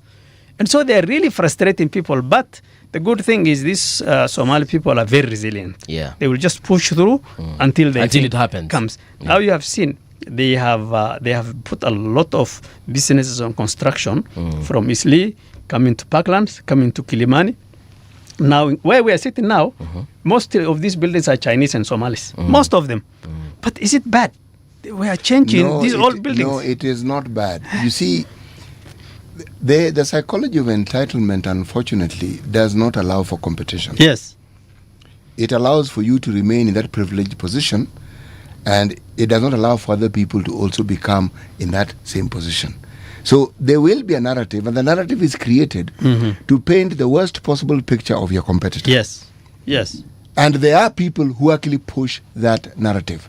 I tell my brother here, I come from a community where there is a narrative that has been pushed about the sort of where is your community from? I'm a Luo. Okay. Yes. The narrative that has been pushed. But you see, my people also have a narrative that they have pushed for the longest time against people of central Kenya. Now, the people who push these narratives know how they stand to benefit. And yet, the way we live on a daily basis as Kenyans defies those narratives. Because all these people we speak of, they're people we meet, work with, and we live with every single day. But somehow, the people who have this narrative and who keep pushing it also seem to have a constituency who listen to the things they say. Can I read a few comments here? Yes. Let me start with Mweni. Mweni says, Dr. Ali should write a book and the book should be made into a movie. Kudos, Daktari. Nazlin Lesesuyan says, the landscape in northeastern is very beautiful. We should invest on tourism in that region. Mohammed Murunga says, I fully agree with Dr. Ali about facing north. The south is increasingly becoming hostile. But there's one question here that is about own source revenue. It seems to have disappeared. Oh yeah, here it is, by Nazlin. Nazlin says, do these counties try to increase their own source revenue, and how do they go about it? For instance, in Mandera County, what is your own source revenue and how are you doing to develop or enhance it? So that is a very good question. In fact, when we came in 2022, one of the first plans that we have put in place was to make sure that we maximize our own source revenue. But you remember, I told you that the economic activities comparatively, in comparison to the rest of Kenya, is not that much. Largely, our own source revenue comes from livestock markets. Okay, and we have really pushed. Maybe I think the last time we have done twice or 3 times what it was before we came in. So we are really very much intent on ensuring that we are able to raise substantial amount through our own source revenue, and we have an entire team working on that. But it's not even near enough because what you collect is commensurate to the number of businesses and the types of businesses that are there. So on that one, I can guarantee you that we're really maximizing that opportunity. In fact, to even become a bit relieved from this continuous pressure of national government shareable revenue and the county governments, we would have opted to go in that direction. But you can only do so much. So, but we will continue to push for that. We'll continue to push for that. Right. Last but not least, someone here saying, at long last, those who have been in slumber can now smell the coffee, and here they are whining. Who thought that northeastern county governments could appear on such a show? This is a conversation we want. But we have had MPs from Wajir. You see, that is the narrative. Yes. That is the psychology. Yes. Of that the other Kenyans, our fellow Kenyans, the psychology that they have been fed with is this psychology of really condescending their fellow Kenyans. Demeaning. Demeaning in the sense that this gentleman has really put. Northern Kenyan leaders are the most vocal in this country in many ways. But whenever they speak, the default is negative interpretation. Okay. Oh, they are whining. Look at what this guy said. Have I been whining in this show? No, actually, I mean, really. He's really actually complimenting the fact that you've come. Yeah. No, I see the compliment, but the bit it's of whining. A double-edged yes. compliment. So the psychology that the other Kenyans have been fed is that northeastern people, when there is drought, they whine. When they whine. When there is flood, they whine. Yes. When there is a problem, they. Now we have to. You're telling me speak for our people. When I speak out, you are telling me I am whining. But yesterday, somebody told me, I've put on my Twitter. Yes. It's a major development that Mandela has done. A small video, which I will be able to share with you. Sure. It's just really a transformative programs that we have done in this county. The day before they were asking, there is no development in Mandera. When I have posted that, the guy says that, this was done by the former governor. But the question was, is there any development in Mandera? Yeah. It doesn't matter who does it. Yeah. Okay? It doesn't matter who does it. Yes. So no matter which way you're not winning this war. You're not winning this war. The point is that we will continue to be focused to ensure that we develop our region, to continue to enhance our national values as a country, because we are part of Kenya, and so we can't succeed alone, and we don't want to fail at all. Yes. So we will continue while we focus on helping our central brothers to change their mindset and to stop this stupid narrative. Yes. That really in the long term will also affect them, and they don't understand. Yes. Okay. It is those political elements in that region. Yes. But Daktari, the beauty of all this, you're not irrelevant. When somebody chooses to talk about you, it means you're significant. Otherwise, they would not talk about you. And that is the truth, my brother. Yes. Is that I really, because we are trying to embrace a Kenyanness, okay? The face of Kenya, irrespective of your color, and where you come from. Sometimes, as a leader, I find myself between a rock and a hard service. Especially when I use ethnicity. Just the same way. Now sometimes then I say, look, every guy Gachagua can keep saying Somali this, Somali that, Somali this. What will stop me from saying Kikuyu this and Kikuyu that? But really, again, I don't want to be pulled into that. That law. They said I avoid that. An eye for an eye leaves the world blind. Yes. Yeah. So I avoid that consciously because you can't be the same. I find him to be very mediocre in many ways. And it's not an insult, it's just describing what I have It's observed. an adjective. Yes. Dr. E, we have come to the end of the show. Your phone is ringing off the hook. It looks like you're a very busy man. Yes. But before I let you go, 2027, which seat are you gunning for? I don't know yet. But I will make sure that good people come into Mandera. Yes. That is and northern region. Yes. And at the presidential level, that is a subject for discussion, but for now, the region is leaning towards a two-term program. Okay. We wish you all the best. Thank you very much. I appreciate it. This is where we come to a stop as far as that conversation is concerned. But do stand by. Kimani Gujiri coming up in the next hour.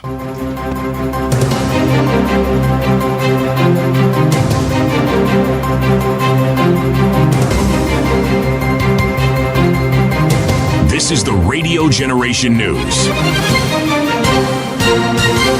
Good morning, I'm Winnie Maganga. 2 people have been killed and 3 others injured after armed bandits attacked a livestock lorry in Wamba sub-county. According to Isiolo Governor Abdi Guyo, the incident happened around 5:30 p.m. as the lorry traveled from Lolkuliani Market between Sapashe and Lerata in Samburu County to Isiolo. The attackers escaped with 12 heads of cattle. Authorities in Samburu County, working with the national security agencies, have been urged to act quickly to catch the bandits and restore safety in the area.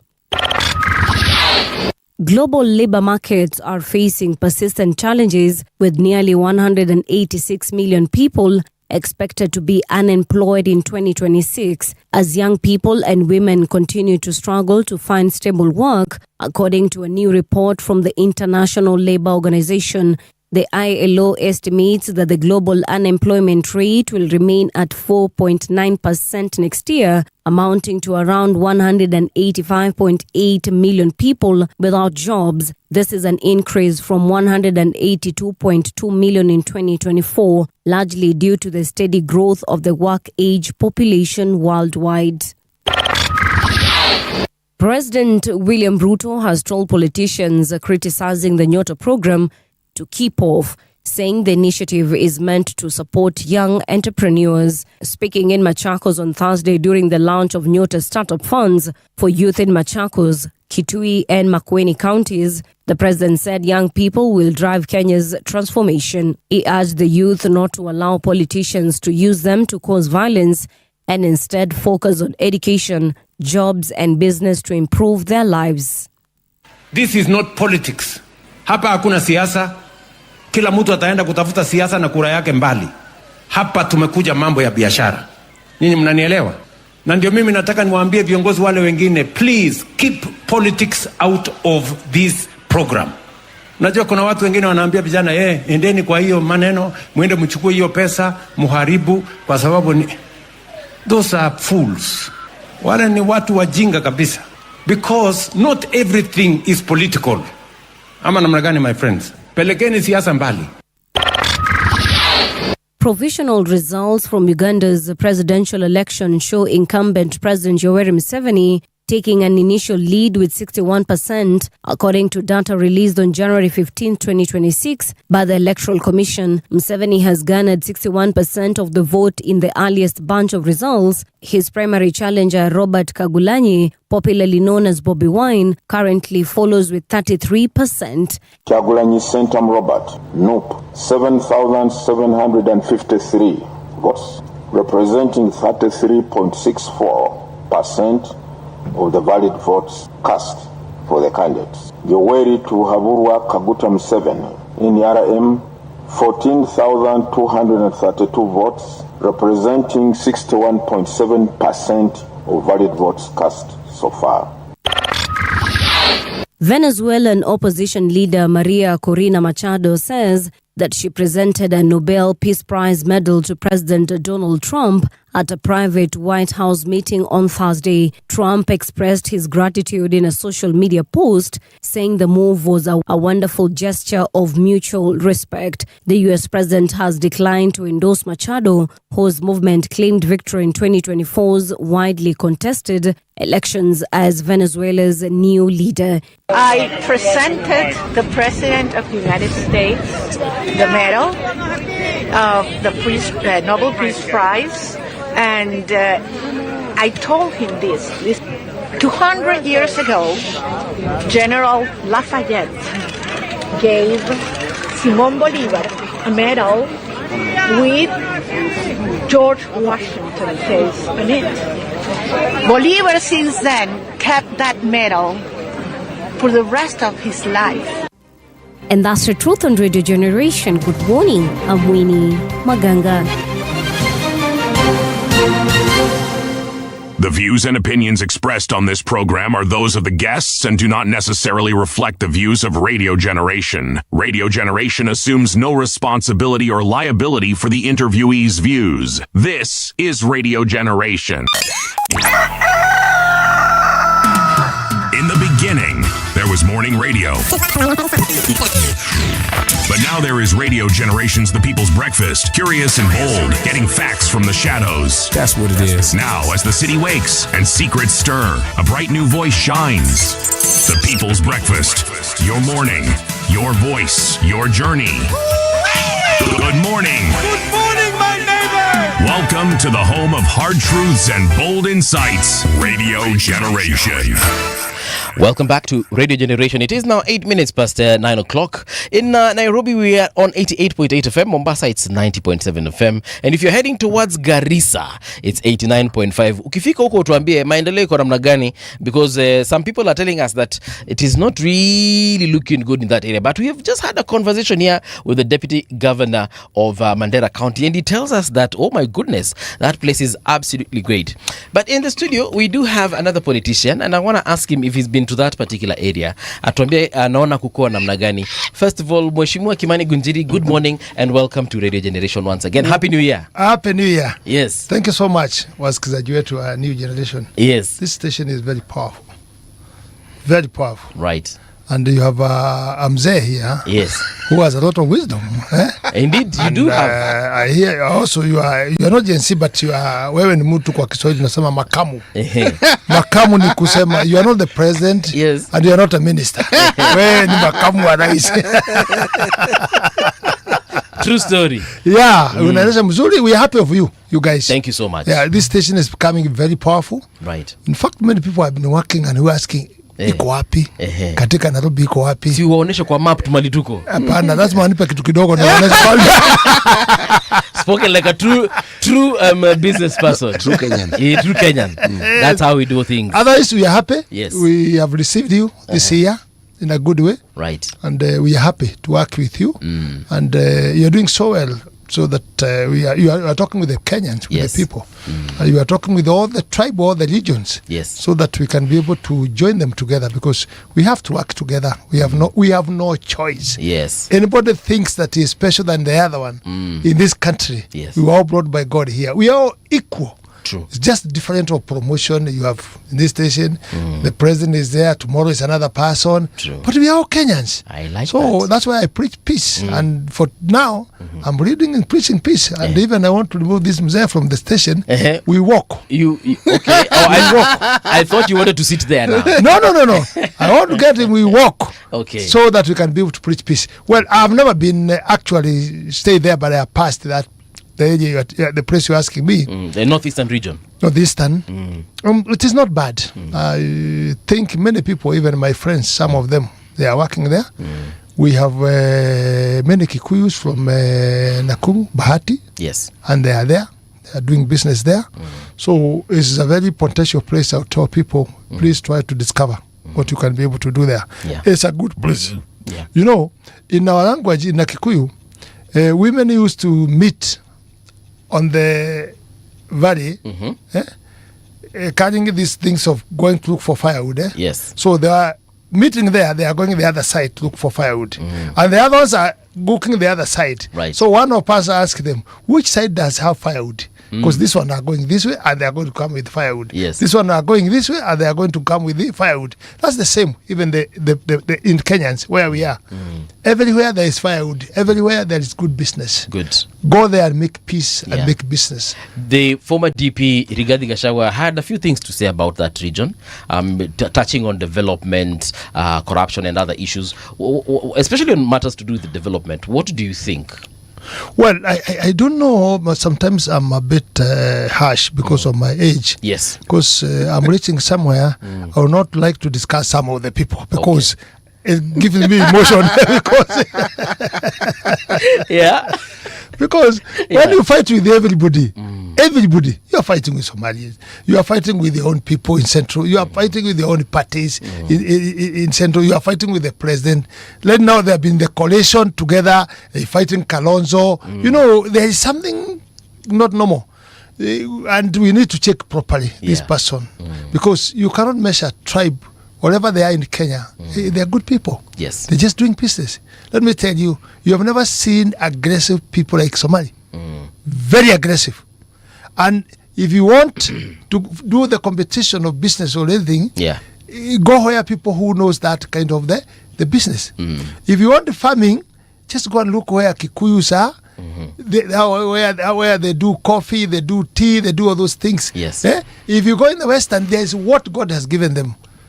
You will be able to see how they are progressive. You go in Nyanza, you get the same. So all these things, we put them together and it benefits we as Kenyans. Yeah. So it is unfortunate the statement Gachagua had done, but not the first one, not the second one. Yes. That's how it is. We have to get used of him and know maybe you have a patient. All right. Let's talk about the scramble for the mountain. First of all, is there a scramble for the mountain for the mountain rather? Because from a lot of politicians I've spoken to, according to them, the mountain is gone. And perhaps even the president, that is President William Ruto, should now focus on perhaps getting votes from other regions, because the mountain feels as though they were betrayed and they have already made up their mind. No matter what they're given or told, they are not to be won over anymore. Well, let me say, I'm shocked to hear your statement that Milima is gone. Gone where? Gone where? Vote-wise, yes. No, gone where? I'm shocked. Politics changes with a day. Have you not seen Wamushomba confessing coming back? Okay. Have you not seen Kaumbuli? These guys are coming back. Have you not seen them? Walking Wamushomba in the road, talking himself alone and saying, I'm sorry, I was fighting because of this road. Now I have no problem. I've come back. Let me tell you, if you know the point, I've worked with Moi, Kibaki, Uhuru, and Ruto. Yes. I have experience, my friend. Hata kama ndikaa dirishani nikisoma, there's something I know. Ulisoma. With the 4 presidents. I missed only one Kenyatta, I was young. So I have experience, not in the school education, but with experience and wisdom. Looking at people and see how they are going. Let me tell you. Yes. Milima, you can only join it together when it has a candidate. Milima has no candidate. Current presidential. And it will not have, because you cannot just create something from nowhere and come. Politics, you must create yourself before you are joined by the other people. All right. Uhuru Muigai Kenyatta, he has proposed Matiang'i. Wamunyoro is proposing Kalonzo. Milima has no candidate. Let me tell you, watu ya Milima si wajinga. Just give them time. You see what they need, not more even in the leadership, but they need security and open air of the business where they can do their own business. And don't forget, Milima, they are everywhere. They get emotion sometimes, but later it cools down. You see many people coming, not even Milima. Many people. You said, well, I don't want to disclose because I'm there. Yes. Maybe I'm 2-term. Okay. I'm not 1-term. I'm 2-term. And I have a reason of saying, why am I 2-term? I need peace. I need my people left right to be together with all tribes. We have Luyas, we have Kikuyus, we have Kalenjin. Not one tribe. We have Kisis. We have Kisis. We have Somalis. We have Somalis. The Mzee you are saying here, having a lot of wisdom, ask him where he started. Yes. This guy started from Nakuru. Mimi ni mtu wa Nakuru. Yeah, Nakuru. Oh, yes. Huko ndipo ndio nyumbani. Ulikita kambi. Tulianzia huko, yes. Yes. Okay. So you can see we have breed of people in all tribes. So like the issue which Gachagua is bringing, that trying to smear some people, some mad. This we are from Milima. We are from Milima doing what? And let me tell you, don't repeat again that Milima is gone. Gone where? Milima is in Kenya and Milima is there. Okay. And they're going to discuss. They are going to work together. When he's talking about the Somalis, me as a Kikuyu born in the Rift Valley, I'm happy for Somali for the business they are doing. In my place, they have opened people. There are things you can get, you could not get anywhere. My son who passed, he was working with many things from Somali. He was doing auction in America, when he is here. And he was buying things and bringing here, and the transport was Somali. Honest people, you give them money, they will never snatch you your money. But the competition, they might maybe be higher than you. So don't feel bad on that on the competition. The competition is around. Yokubali. Kama hatuna competition, we go nowhere. True. Even you here, you are doing competition with your station. Yes, we are. You are doing. And I'm telling you now, you are doing good. Yes. That's what we can be able to let you. It is about the competition, and don't feel bad when you are challenged. But abusive language, trying to divide people. You see now, and it's very open. The person we are talking about sometimes, about the Somalian and what he is talking, Wamunyoro, Central, Kajiado, Nairobi kidogo, then he goes to Ukambani. Now he have incited people and he have beaten Kalonzo. Now he's fighting Kalonzo, saying that he is senior and he has 8 million votes. I don't know where. Even the president who is current, he cannot say that he has, even in the Rift Valley, he has this number of the vote of that area. No, nobody. Our thinking and our feeling is different completely. So when he's saying he have 8 million, I think he is a bit confused. Okay. Because now, when you go in the 3 county from Central, Nairobi kidogo, then from Nairobi he goes Ukambani. Now Ukambani is starting to have a problem because he is now ignoring Kalonzo, and he's saying he is senior, and when he is not there, there is no opposition. Yes. That's not true. Kalonzo have been there for all those years. It's only that he doesn't have muscle. That I can see. He's a good person. He has never stolen anything, but he doesn't have muscle. What muscle would Kalonzo need to be at par with perhaps so that he can face President Ruto in the election? You see, all those years he has stayed in the government. Yeah. From the time of Mwai we were with him, and up to now, he didn't have to be done business and make money. Okay. This issue of moving is not easy. It needs money. Yeah. And I think because of maybe he's not gifted in that line of business, maybe he might be weak with the finance. Yes. And also Kalonzo, he's not the person of asking people like Amonyoro. Oh, Amonyoro is looting money from the people. Looting. You've used the word looting. Looting.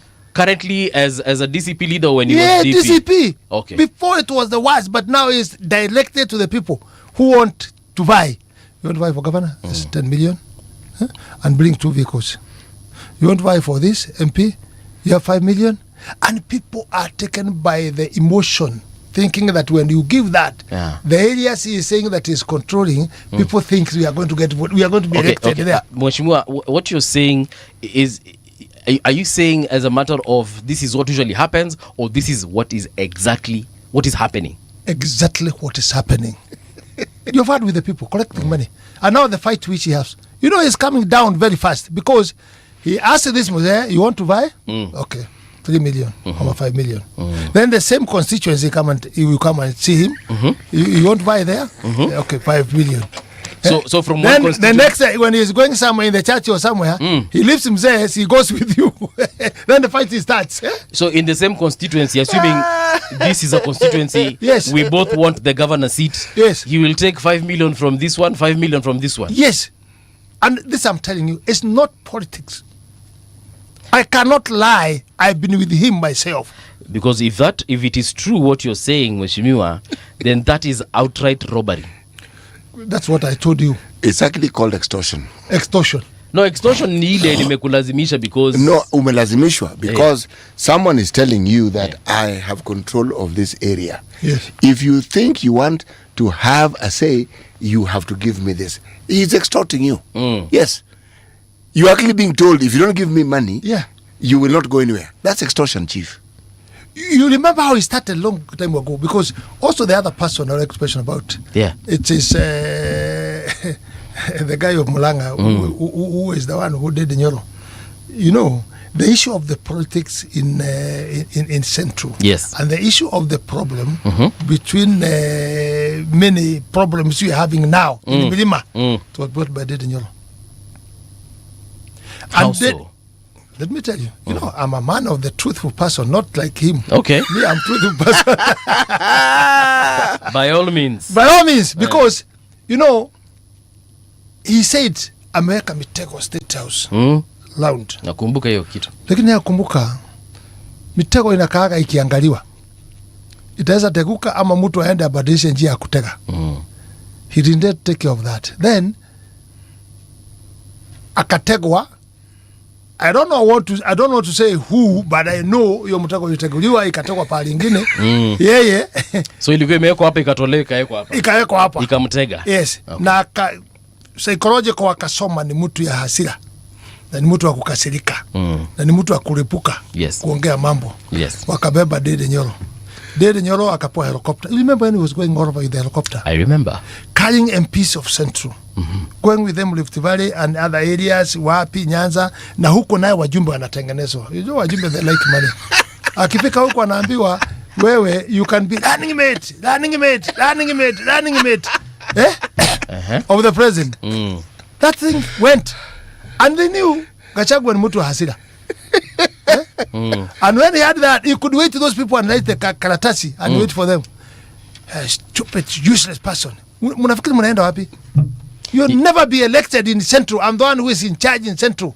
Anaandika kakaratasi. This is before the election. No. This is after the election. After the election. Okay. So that the ndio sasa ikuje mambo impeachment. Okay. Yeah? So he fought with all those people. Mutego ile ikaendelea kutega Okay, City, are you okay? Mimi niko sawa kabisa. City is having a good time. But yes, continue. You know, because he's Mzee, he like listening to the point. Yes. If I'm talking lies, I think he could have stopped me already. Nikasema Mzee lakini hapo hapana. Yes. Now, he started fighting with everybody. You remember, I talk things which you can go and look in history. And that's how it is. He was citing those people and abusing them from Central. Akawa na vita na watu ya Central, na akawa na vita na opposition wale walikuwa na hasira. Because of that election which was there before. Yes. So he created so many enemies himself. He did not use wisdom. Okay. So when it came now, he's disturbing the president. You can imagine what he's doing now. What about when he was just direct to the president? He could not let the president breathe. I was there most of the time myself. I could tell you. Now, when it reached the impeachment, the MP told him, now, they told the president, this man is going to finish us. Yeah. Unless also ourselves, we impeach him now. We must fight with him. And the president was very cautious, saying, no, just wait, you know this thing. Because as we were driving the president to him, if you do impeachment, it's going to bring a lot of problem. Yes. Yeah, and if who did do impeachment, we could have the division of Rift Valley of people we stay with and Kikuyus. Yes. And we only succeed when Kikuyus and Kalenjin vote together. Yep. Why am I saying that? You remember who tried this seat, he could not get of the president.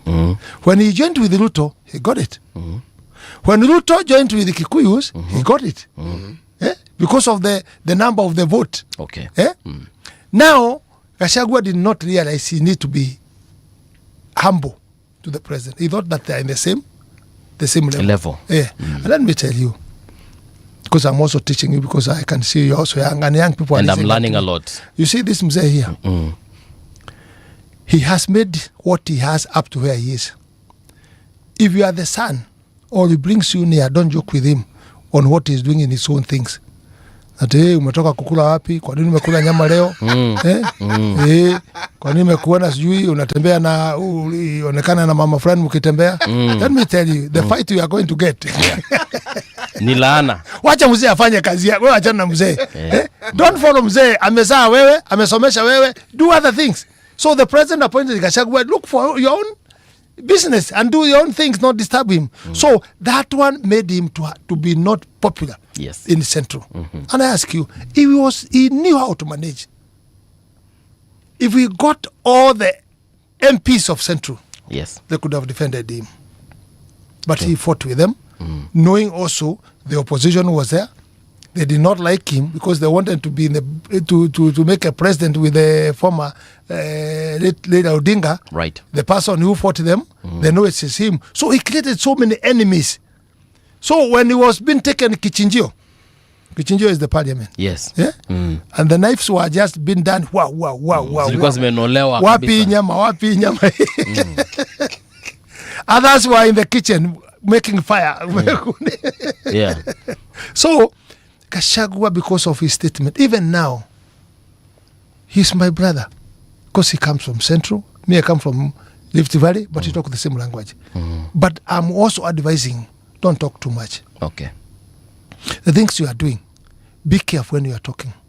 There's a singer, I know mzee, maybe he knows him. Alikuwa wa Tanzania. Alikuwa hapa anapiga ile kodiani kubwa.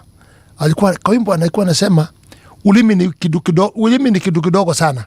Lakini yaweza kujenga na kubomoa. Ulimi. Ni kweli. This one we are talking with, it can build you, it can mess you. Yeah. Even in this station, if you have good mdomo mzuri ya kurudishia watu na kuzungumza ukweli, it will grow, and that's why this station is growing. Yeah. Because you are open and you let everybody come and say. So Gachagua messed himself. So when we are talking about the Milima is gone, Milima is not gone up to now. You can see them, they start coming. And what they like at the end of the day is to do their business. But they have emotion, wanakuwa na emotion. Sasa ya kitu ilikuwa ina drive hawa ni vitu ngapi? Mbili peke yake. Ukabila, yes, kwa sababu Gachagua ni Mkikuyu, na sympathy vote, vitu ngapi? Mbili. And it doesn't go very far. But when they come together, inakuwa very strong wind. It can carry many things and destroy them. But you see, at the end of the day, the people in Mlima, they will think, what do? We don't want president. We don't have a candidate ourselves. They will say, what do? Let's stay with the other people and manage so that we can secure our business. Yeah. So Mlima is not gone. Let's give it time. And let me tell you, tupime mpaka mwezi ya 6 utaniita kwa hii station. Nitakuja kwa sababu ya friends. Tutakuwa tukikuja. Let's give it time as we are going. You come and prove me right or wrong. There is something you said earlier on about the Mlima not having a presidential candidate. Yes. And I actually thought Rigathi Gachagua was a presidential candidate, but of course we know convenient thing they are calling the united opposition. However, my question here is also about other parties within Mlima, because we know Honorable Moses Kuria has his own party. I don't know, would he be interested in running for president in Mlima? If today Moses Kuria, through I think chama yake inajulikana kama chama cha kazi, if today he were to be a presidential candidate through his party, do you think that he would rally the mountain behind him? Let me also tell you that, people in Mlima unasikia wanasema wengi, they have been saying kwa sababu ya sympathy vote na ukabila, they are supporting Gachagua. Yes. But you ask them, can he be a candidate? They are saying no. Okay. They are saying we are following because of fighting Ruto. But he cannot be a presidential candidate. They are saying that, the same people. So when you are saying that even Moses come, what we are Mlima si wajinga, they are also looking the character. Okay. Yeah? They need to know the character of a person. Yeah? Because also we don't want to fight with the others. Moses Kuria released something the other day which shocked me. It's not good. Okay. He talked about Jane Naivasha. I did not like it. He talked about the wife of Gachagua. I didn't like it. Those things are very sensitive. Those are things you do not say. Yes. Those I cannot even say it here. You do not. You don't say. You don't. Yeah? You don't say, as Muse is saying. So we also look at the character. We cannot just come here. Do you think I come with this station because this station is useless? I come because it's a good station. That's why I come. How many stations are calling me and I cannot go? Yeah. How many stations did I cancel this week because of you people?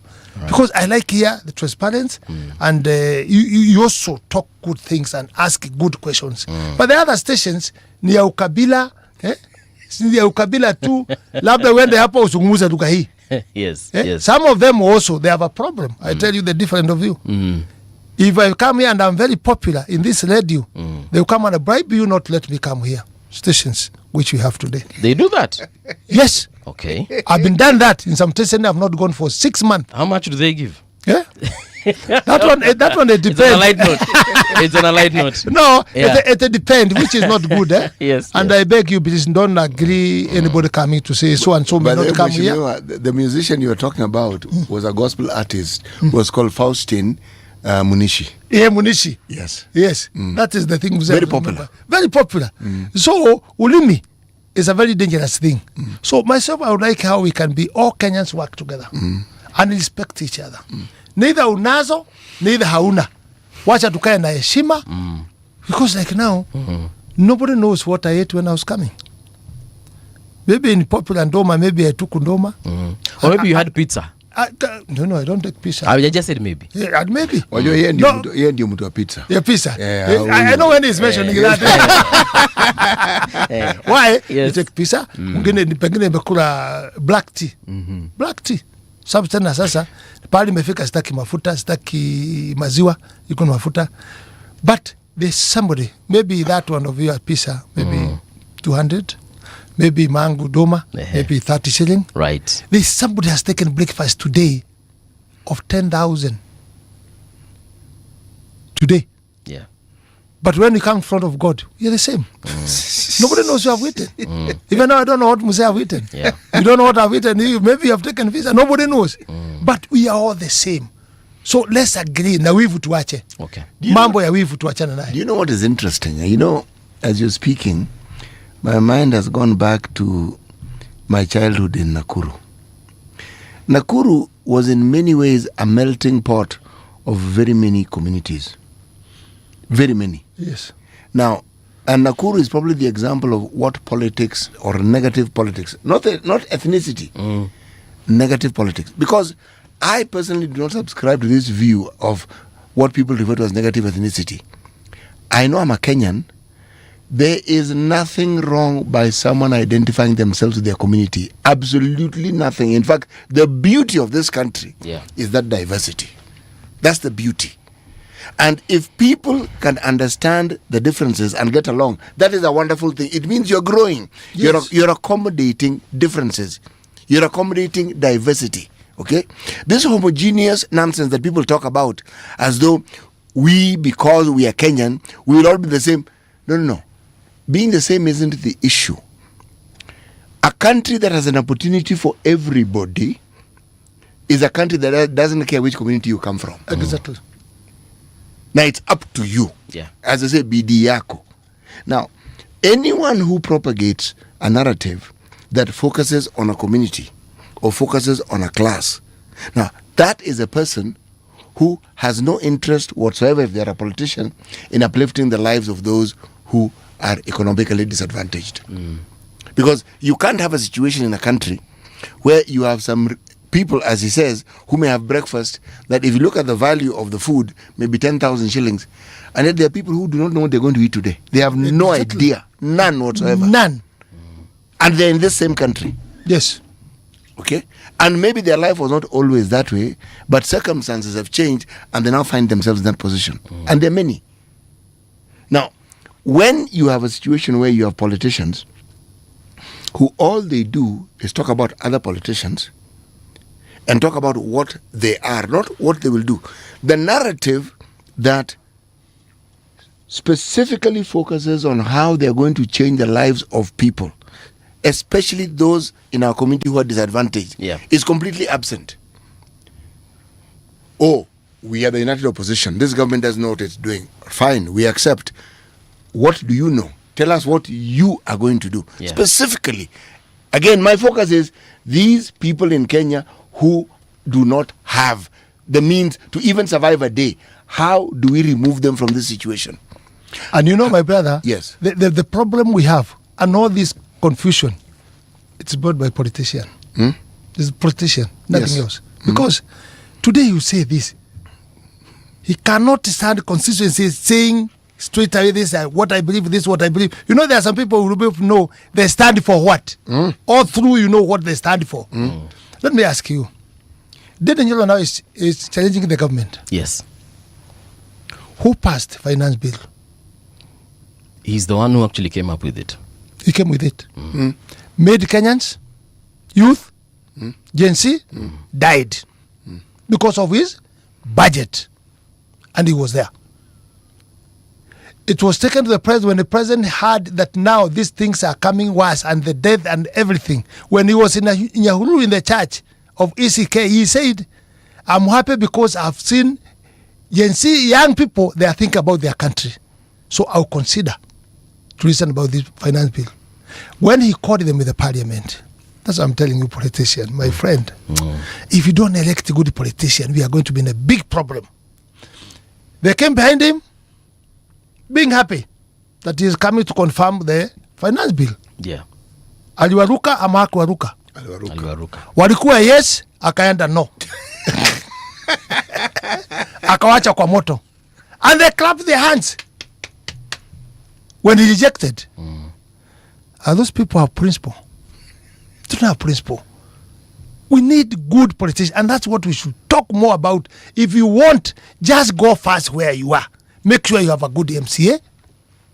Make sure you have a good MP, senator, women rep, and the governor. Let's start there.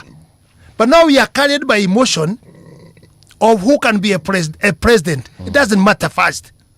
Let's think good leaders. So when they go in the parliament, when they go in the assembly, they can be able to do good things. Let me tell you, today, and I want people to hear this. Yes. Today, people are vying seat with emotion. 1 term, 2 term. 2 term. Kusema 2 term, pahali wewe iko, kama hiyo niko namna hiyo, unacha. People like don't consider anything else. They consider 2 terms. If you say 1 term, the way for which is there, that now that one makes you qualify to be elected. That is the wrong things we are going to do more in this country now. Yeah. We need somebody to come and say, okay, I'm MCA. I'm challenging the MCA who is here because the standing orders of assembly, I know them. I've got that book because those books of standing orders, they're everywhere. Yes. And I'm seeing he's not following this standing order. We don't have water. The hospitals, they are in charge with the governors, and we are the people MCA supposed to say and to control this medicine. I'm the Senate. When the Auditor General gives a report, yes, I follow to say this one is not done, this one is not done. Come with that structure showing the people what you can do them for them. But now they are going to be elected with emotion. 1 term, unachaguliwa. 2 term, unachaguliwa. So it comes now corruption in there. In parliament. In the parliament. I heard Gachagua saying, but he was talking, but he failed to express himself properly because most of the time we talk just about bitterness and the tribalism. He was talking in the international schools. Do you know international school, and this Muzee is here, is my friend, he have a lot of wisdom. International school, they are always discussed and passed and gazetted. Is it Muzee? Yes. Gazetted. People fight for them you because of the qualification of this and gazetted. Now Gachagua is saying watu wasome kwao. That is wrong statement. What he could have said, can we talk with the members of parliament? They go and propose to the Minister of Education that this international school where they are, people should be given local people 30%, ama 20%, ama 50%, because it is a law. And it is something everybody want to go there. But it can also work very well. Yeah. Saying, let's be given 30%. Where those schools are. Second, many schools are good. He's just going the tribal line. We have people who have come last week. Even now, I think they're in my office. Yes. And they are Kikuyus. They are telling me they want a school in the Western. I don't know how they call it. I told them, come with the papers. We see where they can do it. Ask them, why do you want to go Western when the Central are saying a good school? Say, man, no. Western, there's a discipline. Oh, okay. Of the children. That's why we want to go to take our children. You see? So people wanaenda vile nimesema, wengine wanaenda kuvunja kuni pandi, wengine wanaenda kuvunja kuni pandi. Na kila mtu anakuja na kuni. And when we go in that line of saying, iyo watu wasome kwao, we are also messing our children. This mzee where he was, alikuwa anasoma. I always refer him because I respect him. Yep. Alienda shule na kabila zote. And when he was there, I'm sorry to say this, me ni mzee. Yeah. Maybe even when he was young, like me, when he was maybe dating. He was not dating his tribe, he was dating a girl. No, I was definitely not dating my tribe. I was dating a girl. A girl. Yeah? Even when you are looking wife, don't feel looking that I'm looking now, mimi ni Mkikuyu, nitafuta Mkikuyu. You are failing. God will give you what he thinks is right. Yeah? And when you are dating, you don't choose, this is Mkamba, this is Kikuyu, this. No. It's the same thing now. Our children, when they go in those schools, Western, where? Mombasa. Right. Ukambani. Mlimani. We are also trying to fight tribalism.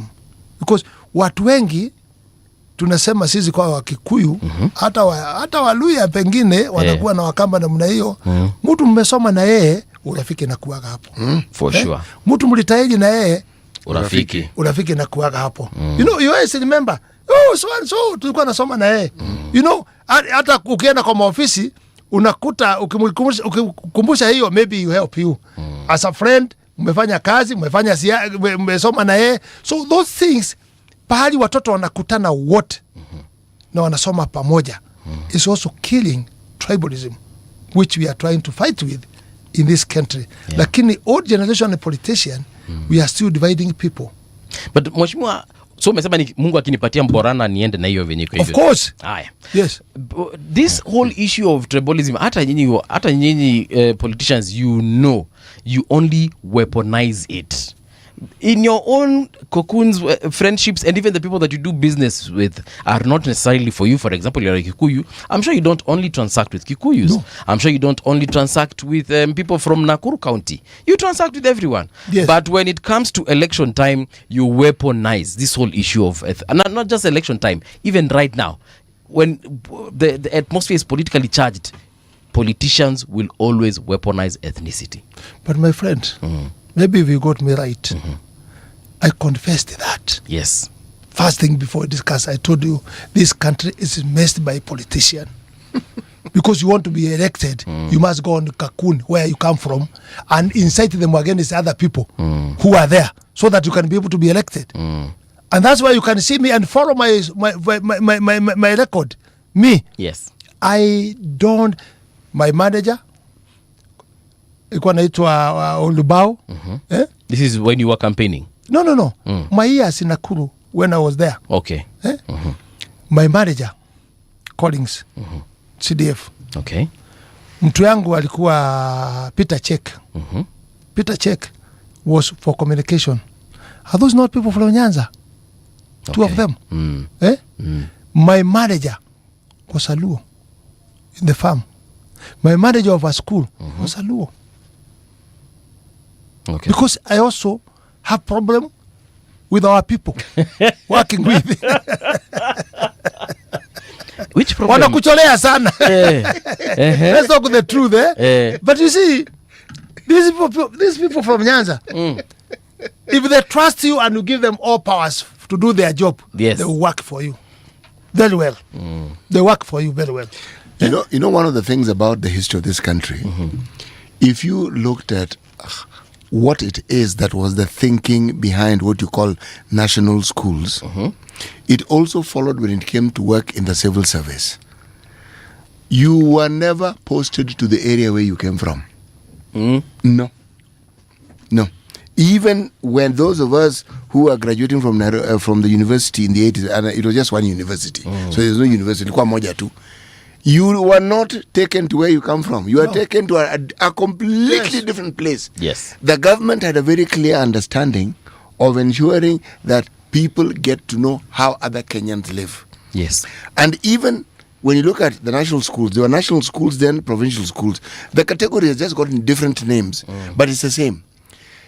At Form 5 and 6, you would actually be taken to a part of the country where you'd never been, and yet maybe in your secondary school, you from 1 to 4, you were in a school in the area where you came from. Yes. That understanding was very clear. The exposure that people needed to get. Okay? Again, it's a question of narrative. If you look at the population of what we call the Mlima, it's not 100% Kikuyu. No. There are very many other people who are Kenyans within those very areas. Exactly. These communities of Kenyans, especially those who have a huge population, you find them everywhere. So when you talk about your people, the people who are born there, they know where your people came from, but that's exactly where they've lived. And that is even a place they call home. So what are you saying about these people? Okay? This Saturday, tomorrow, I'm going to bury a former classmate of mine. He came from Nyeri, but we're burying him in Kisumu. Yeah. Because he decided that was home. That's the thing. So there are people who seem determined that their ambition must be centered on dividing people. Yeah. Now, leaders are supposed to make people cohesive. No, so when people are divisive, what one doesn't see is the harm they cause and how long it takes to sort out that harm. Yes. Not many people, 1 or 2 people start a narrative and they behave in a certain way. And suddenly, an entire community will be seen in the light of those people who have set that example. And the rest of that community are not like those people. But other people will not know. Adding what Musa is saying. Yes. My manager, and I'm live. in this station. Right. And people are listening at me. John Yodao. When I was chairman of Kanu, I bought my shamba in Bahati. John Yodao was my manager. Let me tell you. And this is from Munyanza. And because it's a new place, it was kanyumba kidogo ya mzungu. So, and we are in Nairobi by that time, because I shifted there or doing the petrol station Nairobi West, where Messi was with Kimani. That place was mine. That place. So I brought my wife so that we can do business together. Okay. Now, John Udao, he is the one who was staying in my farm. He was the manager. We had a Land Cruiser. Carrying all the people won't be buried because I'm doing politics. Udao is using that Land Cruiser. He's the manager. When I go home, there's nobody. He cook for me ugali. When we want to plow because I have tractors, Udao drive the tractor. Akuwa na kazi ya kusema hii ndio kazi yake. And because of that, when he retired about 25 years, we talked with my wife. Wanyororo, and I'm telling people to listen, Wanyororo hapo chini, karibu na pump ya maji. I had 2 shares in Wanyororo of plot. Of shamba there, 2. Mine 1 and my wife 1. I told my wife, let's give Udao. And I'm talking I'm life. People go and chuk. Waangalie mtu aitwa John Udao. Hapo karibu na pump. I gave him my share. That shamba I gave him. Nikampa ng'ombe. Nikampa mbuzi 3. You know? That is how people should understand how we should stay with other people. Somebody has worked for you. Don't take him as huyu ni mkabila gani. Lakini was he honest? Did he do a good job? Did he do a good job? And when you connect to that, you're also connecting to God. Do you know what he's saying? Yeah. If you grew up in Nakuru as I did, my neighbors, my childhood friends were all Kikuyus. So my second language was actually Kikuyu. And I spoke it fluently. It's now going to secondary school and what have you, and not speaking it often, that made me forget. Now, the integration that people keep speaking of theoretically, at the time I grew up in Nakuru, it existed. Again, it is the politics of the time, okay, that some people decided to put forward that then would bring about what you would call lines of division. But if there was a place where people were cohesive, it was Nakuru. Nakuru, I'm telling you. Nakuru County. Oh yes, Nakuru town. And it was a beautiful place to grow up in. You see, when Gachagua, my brother, when he's talking about Central, and my brother, he can support me. Yes. The Kikuyus who Nakuru County, we are about 70% of the population. Mashamba hiyo yote, biashara zote, manyumba yote, ni ya watu kutoka Central. Kuna shamba naitwa Rwathia, kuna shamba naitwa Dhaya, kuna shamba naitwa Muranga Farmers. All those names, these people came from this side, went to buy there. And you know, I'll give you a very strong history, what my grandfather was telling me. My grandfather was telling me, we in Central, we were only coming in the Rift Valley. Si kujilete, si kujituma. Tulikuwa na bebwa na Land Rover inafunikwa hama. Wale watu wezi wa viazi huko, wangoashe, masikini, tunawekwa kwa Land Rover, tunapelekwa kwa mashamba ya wazungu na kulu tukafanya kazi. That's how they ended there. And that's why my father was born there and I was born there myself in those age. So he was telling me, God can get you from nowhere to somewhere. Kwa sababu hawa watu walikuwa na beba na Land Rover kwenda kutupa wakafanyia wazungu kazi kama slaves. It ended, they bought those lands. Na walikuwa nanua kama mtukani 20 shilling to be a shareholder. But unakumbuka the land buying companies, Defo and Guataniro. Yes. Those were land buying companies. And they were starting with 20 shilling. Yes, exactly. And many of the people who were buying had been former Mau Mau. Yes. Yani ukimwona dread zimefika hapa. And you find them in Njoro, Elbagon, and Turi. Exactly. Yes. So all those people, Gachagua should understand, Kikuyus are everywhere. They are the people who should lead peace. Wende Western. Mwingine alikuja akaniambia, enda ambia Gachagua, Bungoma, the highest building, ni ya Mkikuyu. Mama akaniambia huyo, mimi nina duka, na ina hoteli. Yes. Mimi ndio naleta watu vitu kutoka Uganda, kuleta Nakuru wapi, mpaka nikachoka, nikasema acha ni settle wapi, and there are 12,000. Yes. We should create and kill this thing of tribalism, because it cannot help us. Unakumbuka hata hapo iko shamba ingine, there are 2 shambas there Rongai. Yes. Ilikuwa inaongozwa na Mboya. Yes. There's a shamba there. Yes. And even Kiamunyi, Yes. when you are saying Kwaheli, this shamba in the hill. Yes. Ila ukipanda juu yes. That shamba also, it was with a group of people of Nyanza. It was. It was. They were the owners, but they sold later. That place now, when wamama wetu walikuwa wanalipa na baba zetu, wanaanza na 20 shilling. Yes. Share of Mutukanio. You end paying 1,200 full share. Okay. The people who got those land, let me give an example, because I also stay, although I bought myself from somebody. Lakini, iyo barabara sasa, my brother, kutoka Ngashura. Ngashura, they were buying, I don't know, 800 shillings shares. Na walikuwa naanza nao na shilingi 10. Kwenda namna hiyo. Now Ngashura, you cannot get a land. Because it's near the town, unless you get a plot. And the plot is not less than 5 million. A plot. When Mutukanio, you want in the road, yes, between mailu 6 na mailu 12, yeah, that you want a shamba there, touching the road, 40 million. Huh? The one they were buying, they started with 20 shilling. 20 bob, yes. 20 bob. 40 million. 40 million.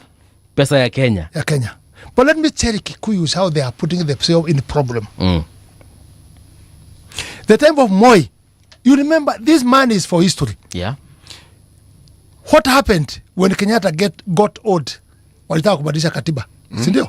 They did. Kina grupu ya Keheka nani, all of those people. They never wanted Moi akalie hiyo kiti. Yes. Kwanza walimfukuza ofisi. They did. Yes. Na yule Mung'ala ambaye alikuwa ni mkubwa wa polisi, si alimpiga mzee Moi kofi. Yes. Hata ikajulikana. Yes. Yeah. So the frustrated. Ati alifanya nini? Alipiga Moi kofi. Okay. These people frustrated. And the man was a vice president. Yes. Yes. The frustrated vice president ofisi yake akatoka. There's no money, wakasi hakuna, ni ghost. Lakini he was very wise. Alienda tu kwa sababu he knew Kenyatta could not chase him. Alikuwa anaendaga State House ama pahali Kenyatta iko, anaenda tu anakaa naye hapo na Kenyatta. Remember in Nakuru, there's that screen pahali watu walikuwa naimba, kuna kioo uwezi kuona Kenyatta walikuwa anakaa ndani, alafu anaimbiwa na watu pengine mpaka saa 6 saa 7 usiku. Alikuwa anapenda sana. Anaimuimbia. So what he used to do, si wako na Moi kila siku. Moi wanakaa naye, Moi anaimbiwa, Kenyatta anaimbiwa, Kenyatta want to go and sleep. Anasinik. Anawacha nani? Moi hapo. Watu wote tunaimbia Moi tukifikiria tunaimbia Kenyatta, and you know the songs of Kikuyu was actually talking. Ile mambo mavumbo ilikuwa inazungumuzwa kwa nyimbo. So whom are they advising? Moi. Sini Moi. Then when Moi died before changing of the constitution, what happened? Wale wa Kikuyu, anaona wa Kikuyu swear they are the listen at me. Wale wa Kikuyu walikuwa hapo kutaka kumutoa, wakakimbia kwa Moi wakashika yeye. Because they knew the constitution is 3 months. Kuapisha yeye. No, tutakuapisha. Hiyo ilikuwa ni vita yetu nini. Unajua wewe ni mtu mzuri. Ilipita. Wakaingia huko. Wakikuyus. I want them to listen. Wakikuyus wakauliza. Nyinyi mlikuwa natuambia tubadilisha katiba tufukuze hii mtu. Tena mumeenda huko ndani. What are you doing? Do you know what they said? Hii ni kama wingu napita. Passing cloud. Passing cloud. 24 years hiyo mawingu ilipita. 24 years. Hii mtu utatoa. Then when they entered, you know there's now the other group, split group. Ile walikataana na hawa kwa sababu ile ilikuwa mpanga na hawa, Wakikuyu wakaanza vita leaders. Now wakaanza kuadvise Moi. This is very important. Wakaanza kuadvise Moi, you cannot lead Kikuyu when they have money. Okay. And they are rich. Where are they getting this money? Buying companies ya mashamba. Cooperative nani wanunua mashamba na waokota pesa, wanadanganya wanaokota wako na pesa mingi sana. So what do we do? Buying companies. Marisa, did he finish? He finished. Buying company ikafungwa. Na ile ilikuwa imebakia Wanyoromo ikagawa na nguvu na serikali. So that they may not get money. Who was leading that? Is Kikuyu using nani? Using Moi. Yeah. Then Moi said, okay, are they going to be okay now? No. You are remaining something. These rural banks, Gomba Finance nini, Kenya Finance nini, wanatajirika naye, wanaokota pesa kwa Kikuyu. They cannot take in the banks. Ile iko ya serikali, wanapeleka wapi? So what do we do? Finish. Funga hizo pia. Advice wa Kikuyu to Moi. Finish these things. Did Moi finish? Yes. Rural Gomba nini yote wakamaliza. Makampuni zikaanguka tu. Zikaanguka. Wakaendelea.